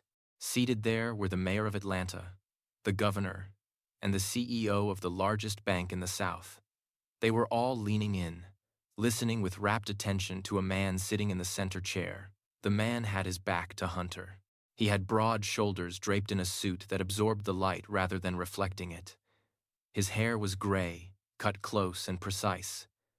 He held himself with a stillness that commanded the room without saying a word. Hunter squinted. He leaned forward, resting his elbows on the table. The silhouette was familiar. The set of the shoulders, the way the man held his head. It triggered a memory of a man sitting at a kitchen island eating oatmeal with the same straight-backed posture. "Nia," Hunter whispered, grabbing her hand. "Look at table 1. The man in the middle." Nia looked. She squinted against the glare of the spotlight. She gasped, her hand flying to her mouth. "It looks like Dad," she breathed, the shape of his head. "Hunter, it looks exactly like him." "Don't be stupid," Hunter snapped, though his own heart was hammering against his ribs like a trapped bird. "Your dad is a mechanic. He is hiding in a hotel room, spending his pension. That man is the chairman of King Enterprises. That is a billionaire. There is no way." But the doubt was there. It was a cold, heavy stone in his gut. Hunter watched as a waiter approached table 1 and poured wine for the man. The man didn't turn around. He just raised a hand in a small gesture of thanks. It was the same gesture I used when Nia poured me juice on Sunday mornings. Hunter felt a line of sweat trickle down his back. He needed to see his face. He needed to know if that was me. If the man he had evicted was the man sitting at the right hand of the governor, then Hunter Vance was not just broke. He was dead. He stood up. "Where are you going?" Nia asked, grabbing his sleeve. "I am going to get a closer look," Hunter said, shaking her off. "I have to know." He began to weave through the tables, moving from the darkness of the kitchen corner toward the light of the stage. He was a moth flying straight into the incinerator. He didn't care about etiquette. He didn't care about the stairs. He only cared about the face of the man at table 1. He had to see the eyes of the king. Hunter navigated the labyrinth of round tables and seated guests with the grace of a man fleeing a crime scene. He bumped into the chair of a senator's wife, mumbling a half-hearted apology without looking back. His eyes were locked on the figure at table 1. The distance between the kitchen doors and the stage was only 100 feet. But to Hunter, it felt like crossing a desert. The air in the ballroom grew hotter and heavier with every step he took toward the inner circle. The scent of expensive perfume and roasted duck became suffocating. He was sweating through his tuxedo, the starch of his collar digging into his neck like a wire garrote. Nia trailed behind him, her hand gripping the fabric of her silver gown to keep it from dragging on the floor. She kept her eyes fixed on the back of the man sitting in the center seat of the VIP table. The silhouette was hauntingly familiar. The set of the shoulders, the way the head was held high and still. It was the posture of a man who had spent a lifetime carrying burdens without complaining. It was the posture of her father. "Hunter," she whispered, her voice barely audible over the hum of conversation. "Stop. Please stop.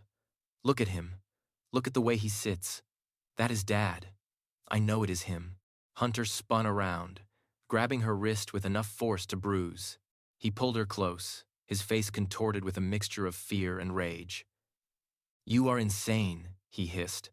"Your father is a mechanic. He is a nobody. He is probably sleeping on a park bench right now, or eating out of a dumpster in an alley. He is not sitting at the right hand of the governor. He is not drinking vintage wine with billionaires. Stop hallucinating.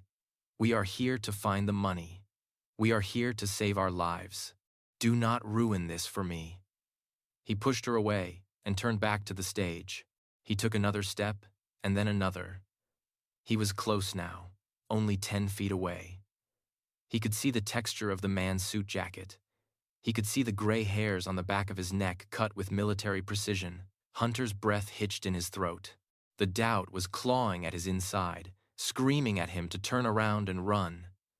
But his greed was stronger. He had to see the face. He had to prove himself right. He had to prove that I was nothing more than the help he had discarded. The lights in the ballroom suddenly dimmed. The murmur of the crowd died down instantly, replaced by an expectant silence. A spotlight cut through the darkness, illuminating the podium on the stage. The master of ceremonies walked out. He was a famous news anchor, a man whose face was known to everyone in the room. He adjusted the microphone and smiled. "Ladies and gentlemen, distinguished guests and friends," he began, his voice booming through the speakers. "Tonight is a night of celebration. We are here to honor the spirit of giving that makes Atlanta the jewel of the South. But we are also here to solve a mystery. For decades, there has been a silent force behind the growth of our city. A man who has built hospitals, funded schools, and reshaped our skyline, all while remaining in the shadows." Hunter froze. He stood just behind the circle of light bathing table 1.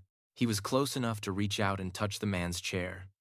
He held a glass of red wine he had snatched from a passing tray, his knuckles white around the stem. "This man founded King Enterprises 40 years ago with nothing but a toolbox and a dream," the MC continued. "He built an empire on the principles of hard work, integrity, and humility. He has never sought the limelight. He has never asked for recognition, but tonight, he has graciously agreed to step forward and lead us into a new era of philanthropy." Nia let out a small, choked sob. She put her hand over her mouth. She knew the biography was too specific. The timeline was exact. "Please join me," the MC said, his voice rising to a crescendo.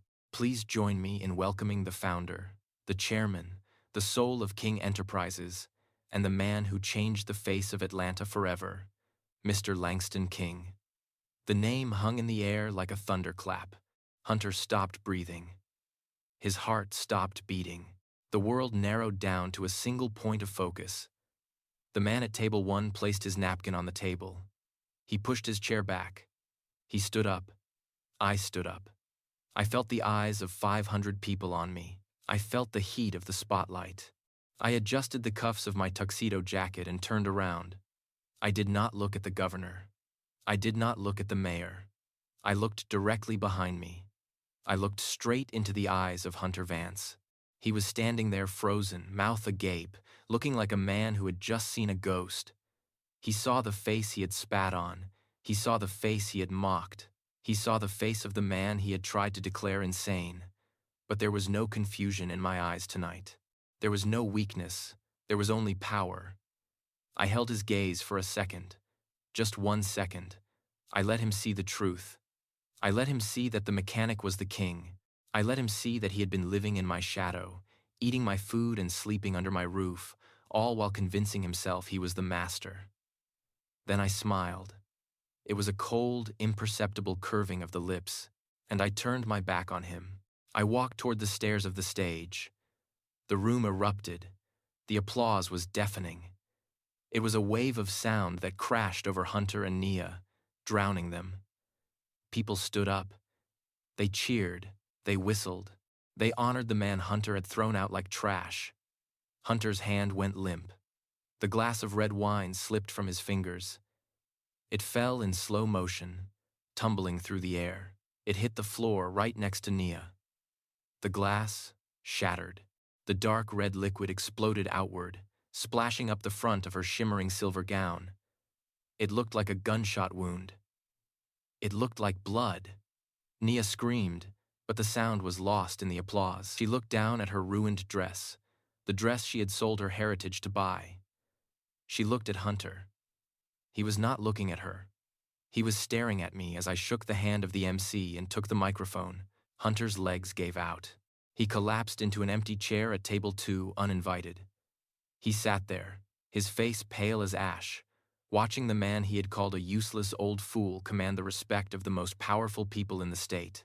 He realized in that moment that he hadn't just burned a bridge. He had bombed the very ground he was standing on. He was a dead man walking, and the executioner had just taken the stage. The applause was dying down when Hunter's survival instinct finally kicked in. It was a feral, desperate thing that bypassed his shame completely. He wiped the sweat from his forehead with the back of his hand and stood up from the empty chair he had collapsed into. He looked at the stage where I stood, bathed in light. He didn't see a man he had wronged. He didn't see a father he had disrespected. He saw an ATM. He saw a lifeline. He saw a way out of the hole he had dug for himself. He grabbed Naya's arm. Her dress was stained red with wine, looking like a gruesome wound across her chest. She tried to pull away, tears streaming down her face, but Hunter's grip was iron. He dragged her toward the stage. "Dad!" Hunter screamed. His voice cracked high and desperate, cutting through the murmurs of the crowd. "Dad, we are here. We made it." He shoved people aside. He knocked over a chair. He didn't care. He had to get to the podium. He had to claim me before the world realized he was a stranger. He plastered a smile on his face that was terrifying in its falseness. It was a wrench of greed. "It is us!" Hunter shouted, waving his arms like a man shipwrecked on an island seeing a plane. "Everyone look. That is my father-in-law. That is family. We are so proud of you, Dad. We knew you could do it." Nia stumbled behind him, her head bowed in humiliation. She knew what this was. She knew how pathetic it looked. But Hunter was immune to dignity. He reached the stairs of the stage and started to climb. He looked out at the crowd of billionaires and politicians, his chest heaving. "He is a modest man," Hunter announced to the room, acting as if he were the master of ceremonies. "He kept this a secret even from us because he is so humble. But we are here now. The family is reunited." Two large security guards in dark suits stepped out from the shadows of the wings. They moved to intercept Hunter before he could reach the microphone. One of them reached for his arm. Hunter flinched, his smile faltering for a second. "Do not touch me," Hunter snapped at the guard. "I am his son. I am family." The guard looked at me for instruction. I stood at the podium, my hand resting on the microphone stand. I looked at Hunter. I looked at the wine stain on Nia's dress. I looked at the desperation radiating off him like heat waves. I could have had him thrown out quietly. I could have spared him the final public execution. But he had not spared me. He had thrown my breakfast on the floor. He had told me to leave my own house. He had tried to sell my company's headquarters for cash. Mercy was a luxury he could not afford. "Let him speak," I said. My voice was amplified by the speakers booming through the hall. "Let him come up." The guard stepped back. Hunter beamed. He thought he had won. He thought I was playing along to save face. He practically ran the last few steps to the podium. He reached for my hand, trying to shake it, trying to create a photo opportunity that would save his career. "Dad," he said, breathless. "Thank God. We were so worried about you. We have been looking everywhere. Why didn't you tell us? We could have helped you manage all this. You know I have a head for business." I did not take his hand. I stepped back, creating a physical chasm between us on that stage.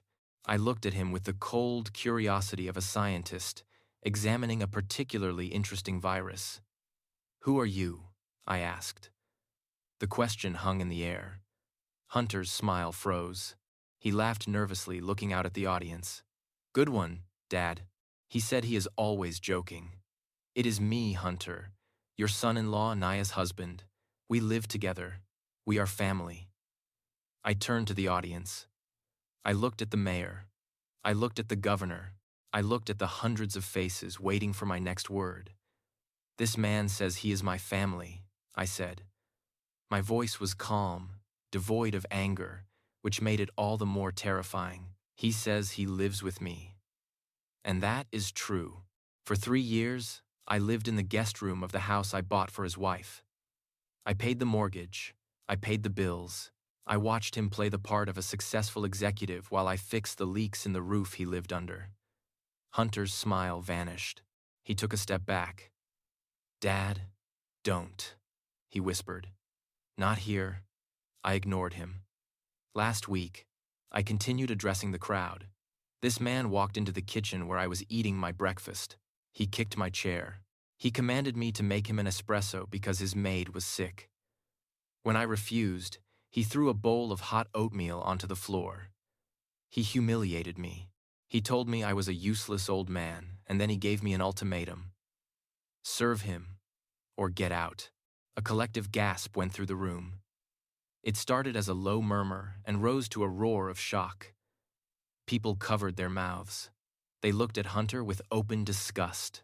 The social elite of Atlanta did not tolerate disrespect toward their own, and I was now one of them. "That is not true," Hunter stammered, sweat pouring down his face. "He is confused. He is senile. He is making it up." "I evicted him," I said, cutting through his lies. "I walked out with a suitcase, and I evicted him. And do you know what he did? He tried to have me committed to a mental institution so he could steal my pension. He broke into my private safe to find cash. And today, he tried to sell a piece of land he thought was empty to a loan shark." Hunter looked like he was going to vomit. He looked at Nia, begging her to say something to defend him. But Nia was staring at the floor, tears dripping onto the red stain on her dress. "But here is the best part," I said. I turned back to Hunter. "You came here tonight looking for an investor. You came here to save your failing ad agency. You thought you could charm the chairman of King Enterprises." I leaned in close to the microphone. "Well, Hunter, you have his attention." Hunter opened his mouth, but no sound came out. He was a fish on a hook, gasping for air. "I reviewed your file this morning," I said. "Your agency rents the entire 4th floor of the King Tower downtown. You are 6 months behind on rent. You have ignored every notice. You thought the landlord wouldn't notice because you are a big-shot creative director." I pulled a folded piece of paper from my tuxedo pocket. I unfolded it slowly. "As of this morning, King Enterprises has officially terminated your commercial lease. I announced the locks have been changed. Your equipment has been seized to cover a portion of your debt. And since you used your personal guarantee on the lease, you are personally liable for the remainder." I dropped the paper at his feet. "You are bankrupt, Hunter," I said. "You have no company. You have no office. You have no home. You are exactly what you accused me of being. You are a beggar." The silence in the ballroom was absolute. It was the silence of a tomb. Hunter stared at the paper on the floor. His legs finally gave out. He dropped to his knees, not in supplication, but in total collapse. He looked up at me, his eyes hollow. "Please," he whispered. "Please don't do this." "Security," I said, stepping back from the podium. "Please remove this trespasser from my stage. He is ruining the celebration." The 2 guards moved in. They didn't ask this time. They grabbed Hunter by the arms and hauled him up. He dragged his feet, sobbing, begging, a broken man being carried out of the palace he thought he could conquer. Nia followed them, her head down, a ghost in a stained dress, walking into the darkness. I watched them go. Then I turned back to the microphone. I smiled at the crowd. "Now," I said, "who is ready to talk about the future of this city?" The applause that followed was not just polite, it was thunderous. It was the sound of justice being served cold on a silver platter in front of everyone who mattered. The morning sun did not bring warmth to the estate on Highland Avenue. It only illuminated the wreckage of a life that had been dismantled overnight. Inside the mansion, the air was thick with the smell of stale sweat and panic. Hunter and Nia were throwing clothes into garbage bags. They did not fold them. They did not organize them. They grabbed armfuls of designer suits and silk dresses and shoved them into black plastic sacks like common trash. The eviction deadline was noon. They had 2 hours left. Hunter moved with the frantic energy of a trapped animal. His tuxedo from the night before was crumpled on the floor, stained with sweat and the memory of his public execution. He was wearing gym shorts and a t-shirt, now stripping away the costume of the executive to reveal the desperate man underneath. A heavy pounding on the front door froze them in place. It was not a polite knock. It was the authoritative thud of the law. Hunter looked at Nia. Her eyes were wide with terror. He walked to the door, his bare feet slapping against the cold marble. He opened it. Standing on the porch was Mr. Wallace. Behind him stood 2 uniformed sheriff deputies and a man in a plain suit who held a leather portfolio. Wallace did not smile. He did not offer a greeting. He simply extended a hand holding a thick stack of documents.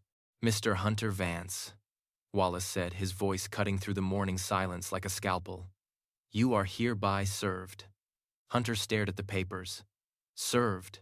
For what? Wallace began to list the charges with a detachment that made them sound even more terrifying. Civil suit for elder abuse and financial exploitation. Criminal complaint for credit card fraud. In the amount of $42,000. Civil suit for destruction of private property regarding the antique safe in the study. And a restraining order prohibiting you from coming within 500 feet of Mr. Langston King or any property owned by King Enterprises. The deputy stepped forward. We also have a warrant for the seizure of any assets purchased with the fraudulent funds, the deputy said. That includes the electronics, the jewelry, and the vehicle parked in the driveway. Keys, please. Hunter stepped back, clutching the door frame. You can't do this, he stammered. It was a misunderstanding. I was managing his finances. I had implied consent. There is no implied consent for drilling into a safe, Mr. Vance, Wallace said cold. And there is certainly no consent for attempting to sell commercial property you do not own. You have 10 minutes to gather your personal effects. Anything left behind will be catalogued as evidence. Nia screamed from the hallway. She ran past Hunter, clutching a bag of clothes. She didn't look at him. She didn't look at Wallace. She ran straight for her car, the modest sedan she had kept before the marriage, the only thing that was truly hers. She threw the bag in the back seat and reversed down the driveway, tires spinning on the asphalt. She left Hunter standing there alone in the doorway, holding the indictment of his life in his shaking hands. Nia drove like a mad woman through the city streets. She ran red lights. She honked at pedestrians. She was driven by a singular, overwhelming instinct for self-preservation. She knew the ship was going down and she wasn't going to drown with the captain. She parked haphazardly in front of the Ritz-Carlton and ran into the lobby. Her hair was a mess. She was wearing yoga pants and a stained sweatshirt. She looked nothing like the socialite she pretended to be. She demanded to see her father. The concierge, recognizing the desperation in her eyes, made a call. A minute later, he nodded her toward the elevator. She burst into the penthouse suite. I was sitting on the balcony, reading the morning paper and drinking a cup of coffee. I looked up as she collapsed onto the floor in front of me. She crawled toward my chair, tears streaming down her face, ruining the expensive rug. "Dad," she wailed. "Dad, please. You have to help me. I didn't know. I swear I didn't know. Hunter manipulated me. He told me it was legal. He told me you wanted us to have the money. I was scared of him, Dad. He has a temper. I was a victim, too." She grabbed my hand, pressing her face against my knuckles. "Save me, Daddy," she sobbed. "I am your little girl. Don't let them take me to court. Don't let me end up on the street." I pulled my hand away gently but firmly. I stood up and walked to the edge of the balcony. I looked out at the city I had helped build. I thought about the day she was born. I thought about the promises I made to protect her. But then I thought about the morning in the kitchen. I turned back to her. She looked up at me with hopeful, wet eyes. "Nia," I said softly, "you stood in that kitchen. You stood 3 feet away from me. You watched him kick my chair. You watched him throw a bowl of hot oatmeal at me. You watched him humiliate me in my own home. I didn't know what to do," she whispered. "You knew exactly what to do," I corrected her. "You chose to do nothing. You chose him. You chose the lifestyle he promised you over the father who gave you everything.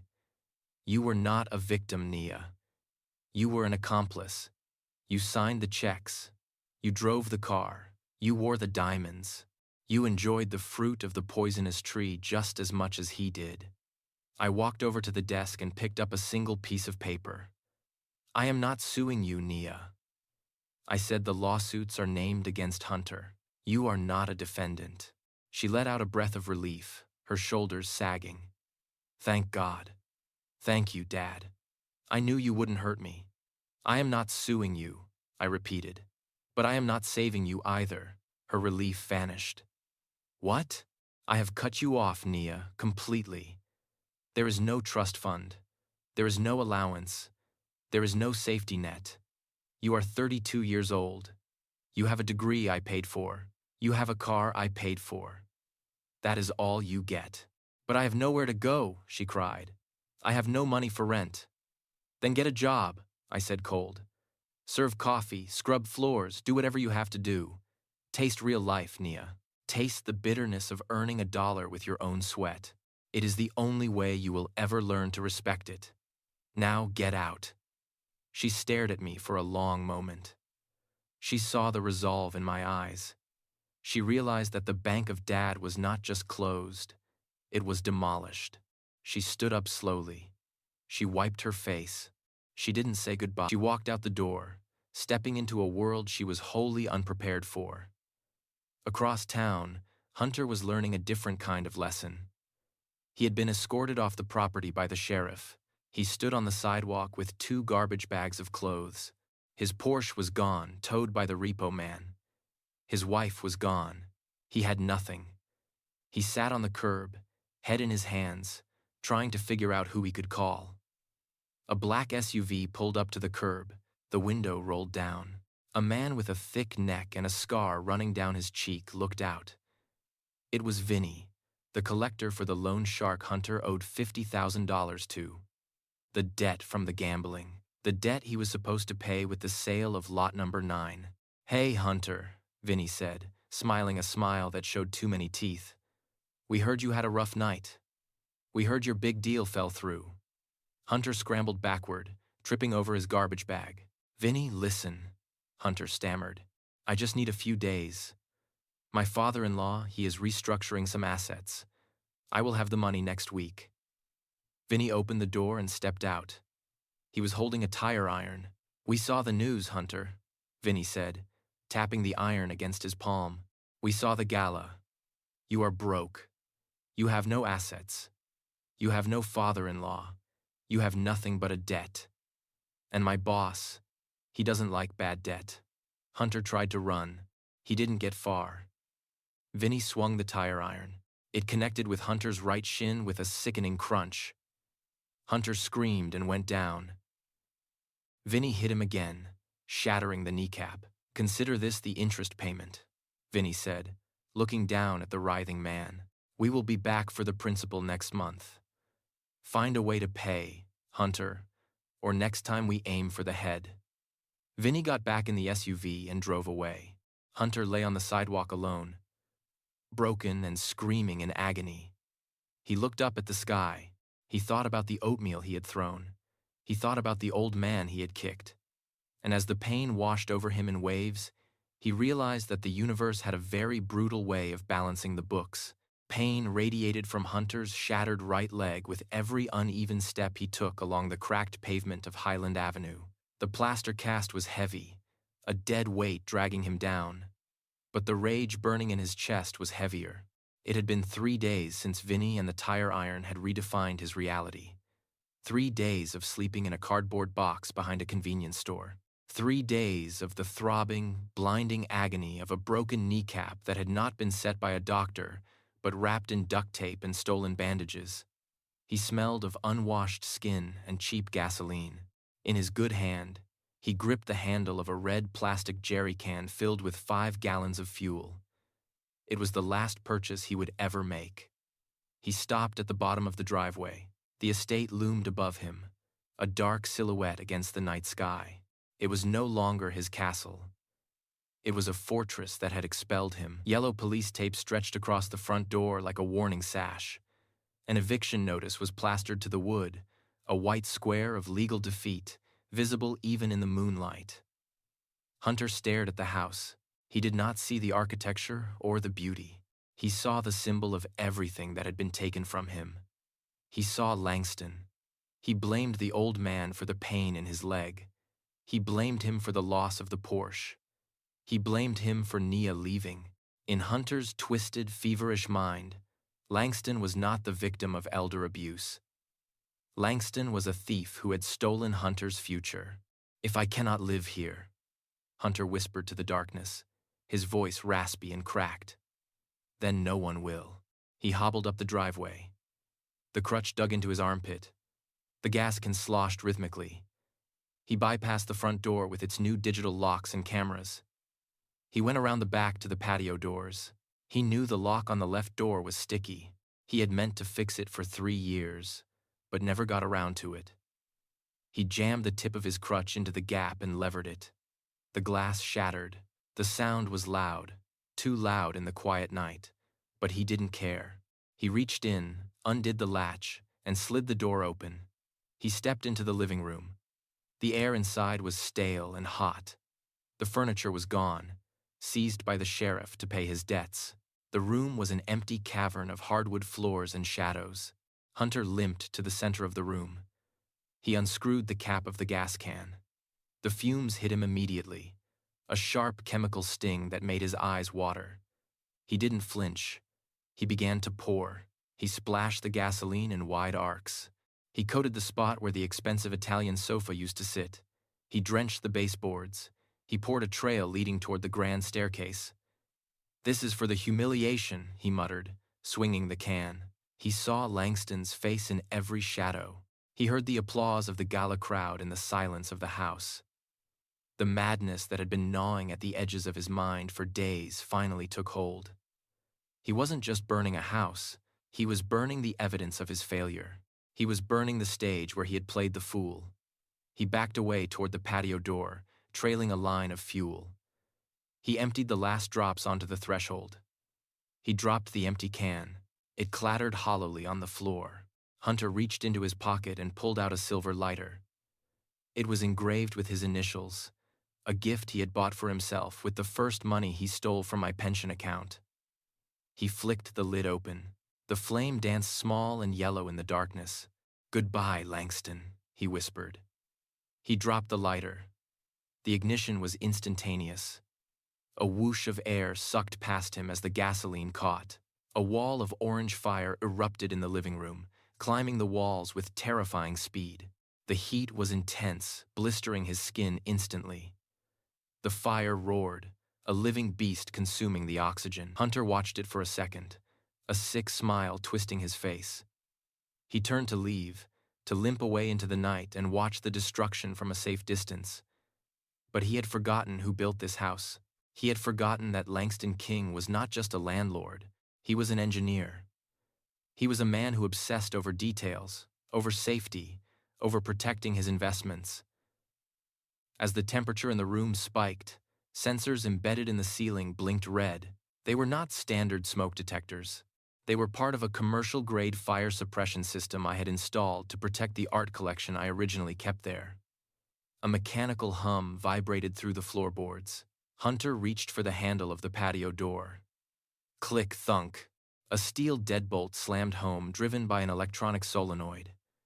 The smart home system had detected a rapid heat rise and engaged the containment protocol to prevent the fire from spreading to the neighboring properties. Hunter yanked on the handle. It wouldn't budge. He smashed the glass with his crutch, but the security laminate held it together in a spiderweb of cracks. He was locked in. Then the ceiling opened up. It wasn't water that came down. Water would have spread the gasoline fire. It was a high-density chemical foam, a thick, white, suffocating blanket designed to starve the fire of oxygen instantly. It blasted from high-pressure nozzles in every corner of the room. Hunter screamed as the foam hit him. It was cold and heavy. It coated him instantly, filling his eyes, his nose, his mouth. It knocked him off his feet. He slipped on the slick floor and fell hard on his broken leg. The agony was blinding. He tried to crawl, but the foam was rising rapidly, filling the room like a blizzard. It covered the fire, extinguishing the flames in seconds, leaving only thick white smoke and darkness. He was trapped in a white void. He couldn't see. He couldn't breathe. The foam pinned him to the floor, weighing down his clothes, making it impossible to stand with his shattered knee. He flailed in the dark, coughing, gagging on the chemical taste. "Please," he choked out. "Help me." Outside, the silent alarm had already alerted the authorities. The wail of sirens cut through the night air, getting louder and closer. Blue and red lights flashed against the foam-coated windows, creating a strobe effect inside the house. The front door was breached with a battering ram. Police officers and firefighters in full gear stormed into the hallway. They pushed through the foam, their flashlights cutting beams through the chemical fog. They found Hunter curled in a fetal position near the patio door, covered in white sludge, shivering violently from shock and pain. He looked like a broken statue pulled from the sea. The empty gas can lay next to him, the smoking gun that would seal his fate. An officer grabbed him by the arm and hauled him up. Hunter couldn't even stand. He hung limp in their grip, gasping for air, his eyes burning. "Hunter Vance," the officer said, his voice muffled by a gas mask. "You are under arrest for arson, breaking and entering, and criminal destruction of property." Hunter tried to speak, but all that came out was a cough. He looked around the room. The house was still standing. The structure was sound. He had failed. Even in his final act of destruction, he had failed. The house I built was stronger than his hate. They dragged him out to the police cruiser. The neighborhood had woken up. People stood on their lawns in their pajamas, watching the spectacle. They saw the man who used to drive a Porsche and sneer at them being loaded into the back of a squad car, covered in foam, his leg dragging uselessly behind him. I watched the live feed from the exterior security cameras on my laptop. I saw the flashing lights. I saw the handcuffs. I saw the end of Hunter Vance. I closed the laptop. The fire was out. But for Hunter, the burning had just begun. He was going to a place where there were no smart systems to save him, and where the debts he owed would be collected in years, not dollars. The fluorescent lights of the Superior Court buzzed with a low, irritating hum that matched the tension in the room. I sat in the front row behind the prosecution table, my hands resting on the handle of my cane. I wore the same Armani suit I had worn at the gala, a silent reminder of the power I held. But today, I did not feel powerful. I felt tired. Hunter sat at the defense table wearing an orange jumpsuit that hung loosely on his frame. His leg was still in a cast propped up on a chair. He looked diminished, a shadow of the arrogant man who had thrown my breakfast on the floor, but his eyes were still full of hate. He did not look at the judge. He looked at me. His lawyer was a court-appointed defender with a cheap suit and a desperate strategy. He stood up to make his closing argument. He walked back and forth in front of the jury box, gesturing wildly at me. "Ladies and gentlemen of the jury," the lawyer began, his voice shrill. "You have heard the evidence. You have seen the videos. But you must ask yourselves why a man like Hunter Vance, a creative professional with a bright future, would be driven to such extremes. The answer sits right there." He pointed a finger at me. "Langston King is a billionaire who played a cruel game with his family. He hoarded his wealth. He lived in their house like a pauper, watching them struggle, watching them drown in debt and refusing to help. He drove them to madness with his miserliness. He was a cold, distant father who neglected his daughter and her husband, pushing them to the brink of financial ruin. Hunter Vance is not a criminal. He is a victim of emotional and financial abuse by a man who values money more than his own blood." Nia sat in the back of the courtroom. She was alone. She wore a simple black dress, the only one she had left that wasn't stained or soiled. She looked at the floor as the lawyer tore apart my character. She didn't speak. She didn't object. She let him paint me as the villain because a part of her still wanted to believe it was true. It was easier to believe I was a monster than to admit she was ungrateful. Mr. Wallace stood up for the rebuttal. He didn't walk. He marched to the podium. He didn't carry a stack of financial records or legal precedents. He carried a single small book bound in faded blue velvet.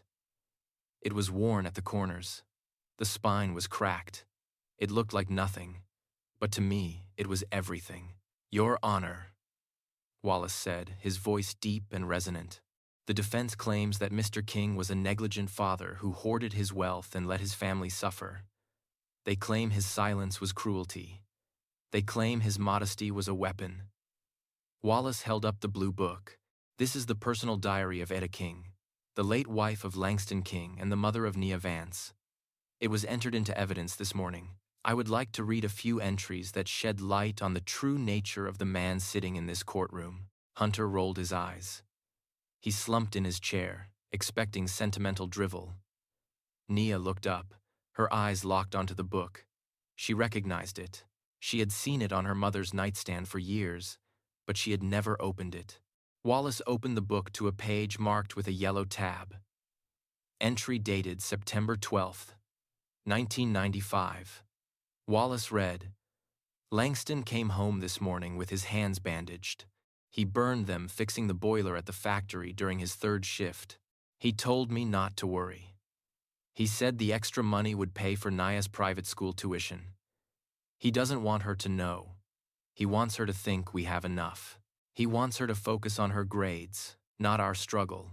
He is so tired, Ita wrote, but he smiles every time he sees her in that uniform. The courtroom was silent. I looked down at my hands. The scars were still there, faint white lines under the expensive watch. Nia covered her mouth with her hand. A tear slipped out. Wallace turned the page. Entry dated June 4th, 2005. He continued.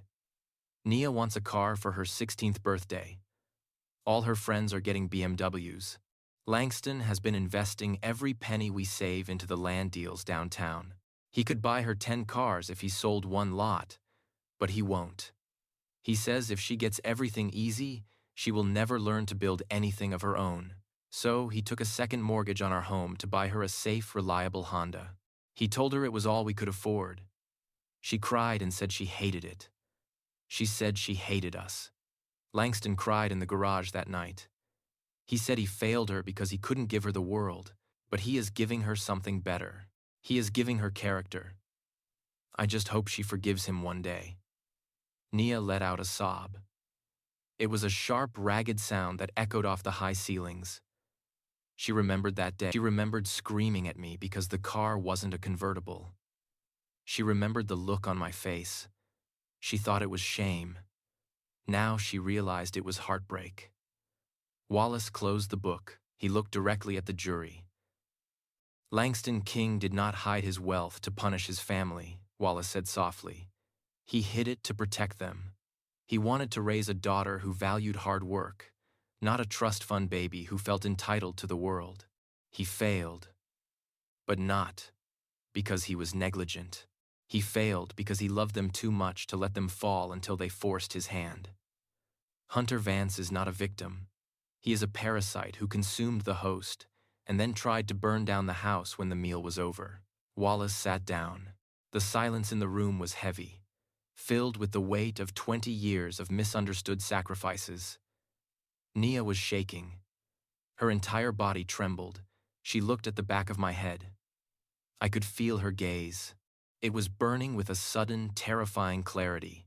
She realized that every sandwich I ate, every old shirt I wore, every vacation I didn't take, was a deposit in an account labeled Nia, and she had squandered it all on a man who was currently picking at a loose thread on his jumpsuit looking bored. The jury did not take long. They didn't need hours to deliberate. They had seen the video of the arson.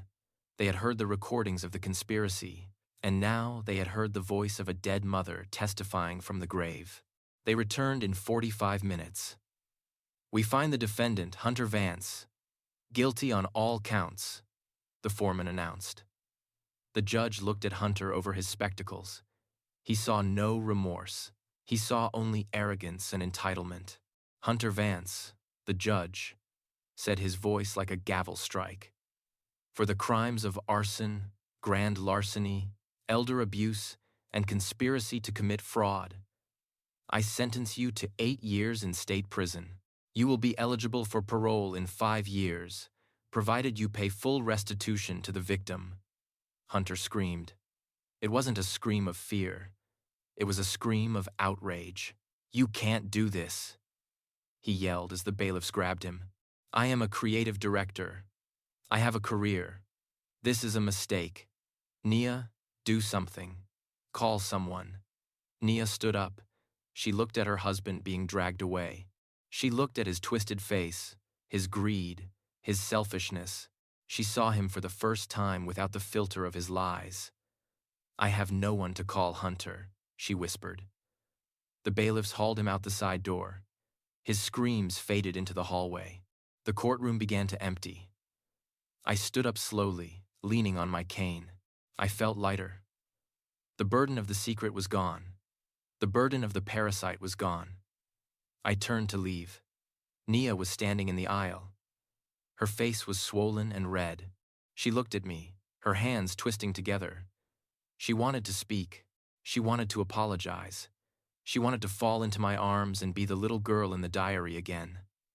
I stopped. I looked at her. I saw the regret.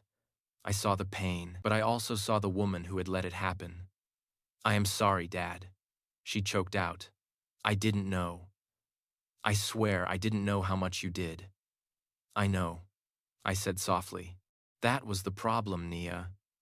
You never looked close enough to see." I walked past her. I didn't hug her. I didn't offer her money. I didn't offer her a ride. I walked out of the courtroom and into the bright afternoon sun. I had won the war, but I had lost my daughter. And as I got into the back of the town car, I realized that was the price I had to pay to finally teach her the lesson she refused to learn. She was on her own now, and for the first time in her life, she was going to have to survive without the safety net of Langston King. The rain in Atlanta was relentless that November. It was the kind of cold, soaking rain that seeped into your bones and made the city look gray and unforgiving. Nia stood behind the counter of the 24-hour diner on the outskirts of the industrial district. Her feet were swollen inside cheap, non-slip shoes. Her back ached with a dull, throbbing pain she had never known existed. She was wearing a polyester uniform that smelled of grease and stale coffee, a far cry from the silk and cashmere she used to wear as armor. It had been 6 months since the trial. 6 months since she walked out of the courtroom alone. 6 months since her world had collapsed, and she had to rebuild it from the rubble. She lived in a studio apartment above a laundromat that shook every time the spin cycle started. She had no car. She took the bus, and she had learned that the world did not care about her last name or the parties she used to throw. "Hey, waitress!" a customer shouted from booth 4. "My coffee is cold and my eggs are rubber. Are you stupid or just lazy?" Nia flinched. The man was heavy-set, wearing a stained trucker hat. He looked at her with the same disdain she used to reserve for the cleaning staff at the estate. She felt a flash of the old anger, the urge to tell him who she was, to scream that she was the daughter of Langston King. But then she remembered the eviction notice. She remembered the empty bank account. She remembered the look on her father's face in the courtroom. "I am sorry, sir," Nia said, her voice quiet and steady. "Let me get you a fresh pot, and I will ask the cook to remake the eggs." She took the plate. The man grunted, not even looking at her. She walked back to the kitchen, scraping the untouched food into the trash. As she watched the eggs slide into the bin, a memory hit her so hard she almost dropped the plate. She remembered the morning in the kitchen with Hunter. She remembered the oatmeal on the floor. She remembered how she had stood there silent and superior while her father cleaned up a mess he didn't make. She remembered telling him he was difficult. She remembered the cruelty of her own silence. Tears pricked her eyes, hot and stinging. She wiped them away with her apron. She didn't have time to cry. She had tables to turn. She had rent to pay. She realized now that her father hadn't just been cleaning up oatmeal. He had been cleaning up her entire life, absorbing the insults, the ingratitude, and the disrespect so she wouldn't have to feel the weight of the world. And now that the weight was fully on her shoulders, she understood just how strong he had been. She wasn't a victim. She was a woman who was finally learning how to be human. Outside, the rain intensified, turning the streets into rivers of black asphalt. A sleek black Lincoln Town car pulled up to the curb across the street from the diner. The windows were tinted, impenetrable to the casual observer. Inside, I sat in the back seat, watching the neon sign of the diner flicker against the wet glass. I told Thomas to cut the engine, but keep the lights off. I didn't want to be seen. I just wanted to know. I watched through the large front window of the diner. It was late, past midnight. The place was mostly empty, save for a few truckers and insomniacs. I saw a woman moving between the tables. She was thin, tired, and moving with the efficiency I had never seen in her before. It was Nia. She was wiping down a table, her arm moving in wide, circular motions. She lifted a heavy tray of dirty dishes and carried it to the back. She looked exhausted. She looked nothing like the girl who used to spend $500 on a lunch. Thomas cleared his throat from the front seat. "Do you want me to go in, sir? Do you want to bring her home?" I looked at her. I saw her stop to count her tips. She carefully folded the dollar bills and put them in her pocket. She didn't look disgusted by the small amount. She looked relieved. "No, Thomas," I said softly. "Not yet. She is still cooking." I watched as she went back to the counter to refill the sugar dispensers. She was working. She wasn't calling me for money. She wasn't begging. She was doing exactly what I told her to do. She was tasting real life. It was painful to watch seeing my child struggle, but I knew that if I stood in now, if I saved her from the discomfort, I would rob her of the lesson. I would turn her back into the dependent, entitled person who watched her husband abuse me. This struggle was the fire that would burn away the rot. Suddenly, Nia looked up. She looked through the rain-streaked window, her eyes locked onto the black car parked across the street. It was dark, but the silhouette of the Lincoln was unmistakable. She knew that car. She knew the man inside. I tensed. I expected her to run out. I expected her to come banging on the window, demanding to be let in, demanding to be saved from the grease and the rude customers. I put my hand on the door handle, ready to tell Thomas to drive away if she made a scene. But she didn't move. She stood there holding a pot of coffee. She looked at the car. I could see her face clearly under the harsh fluorescent lights of the diner. She didn't look angry. She didn't look desperate. She looked ashamed. She looked at me, or at where she knew I was, and she slowly lowered her head. It wasn't a nod of submission. It was a bow of respect. It was an acknowledgement. She was telling me she saw me. She was telling me she understood why I was there and why I wasn't coming in. She raised her hand and gave a small, tentative wave. Then she turned around. She didn't run to the door. She went back to the counter. She picked up a rag and started cleaning the coffee machine. She went back to work. I let out a breath I didn't know I was holding. A lump formed in my throat. It wasn't the reunion I had dreamed of when she was a child, but it was the first honest interaction we had shared in years. She didn't want my money. She wanted me to see that she could stand on her own. "Let's go, Thomas," I said, my voice thick with emotion. Thomas started the car. The engine purred to life. "Where to, Mr. King home?" I said. As the car pulled away, I looked back one last time. Nia was still working her head down, focused on the task at hand. She was tired. She was poor. But for the first time in her life, she had dignity, and that was worth more than any trust fund I could have given her. The rain continued to fall, washing away the grime of the city, washing away the past. I knew then that she was going to be all right. It would take time. It would take hard work. But she was a king, and kings do not break. They rebuild. 2 years later, the sun was setting over the Atlantic Ocean, painting the sky in hues of purple and gold. I sat on the deck of my yacht, the Eta, anchored off the coast of Savannah. The air was salty and warm. I was retired now, truly retired. I had handed over the daily operations of King Enterprises to a board of directors I trusted. I spent my days fishing, reading, and managing the foundation I had started in my wife's name. I was at peace, but there was still a silence in my life where my daughter used to be. Mr. Wallace walked onto the deck. He was holding a small, plain white envelope. He didn't look like a lawyer today. He looked like a friend delivering news. "This came to the office today, Langston," Wallace said, handing me the envelope. "It has no return address, but the postmark is local." I took the envelope. It was light, flimsy. It wasn't the heavy cream-colored stationery Nia used to favor. It was cheap paper you buy at the grocery store. I opened it carefully.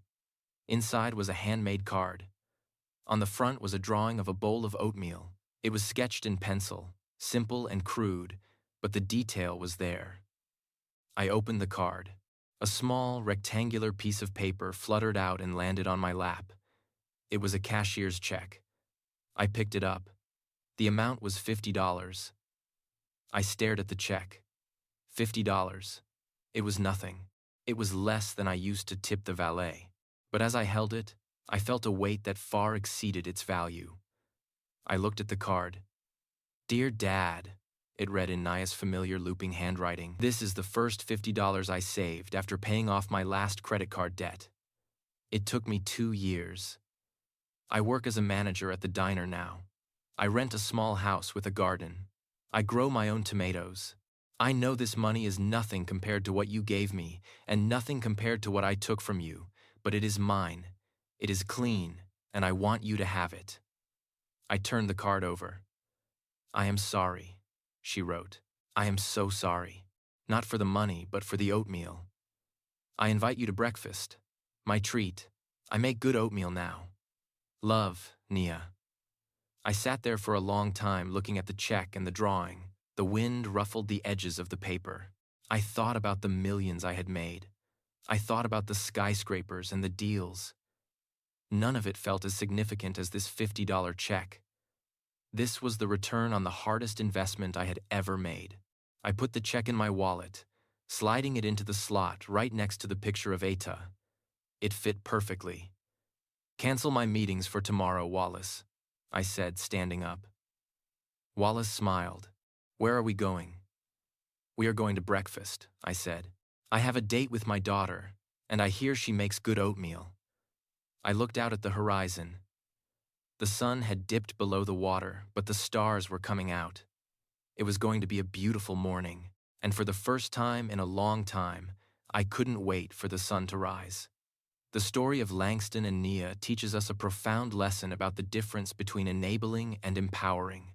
True parental love is not about shielding our children from every storm, but teaching them how to sail the ship.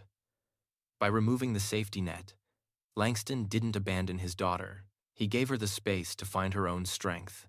We learned that dignity cannot be inherited or bought. It must be earned through honest labor and accountability. Ultimately, the most valuable currency in any relationship is respect, and sometimes one must lose everything material to discover the priceless value of self-worth. If you believe that true dignity is earned and not bought, hit that like button and subscribe for more stories of justice and redemption. Let me know in the comments if you would have forgiven Nia soon.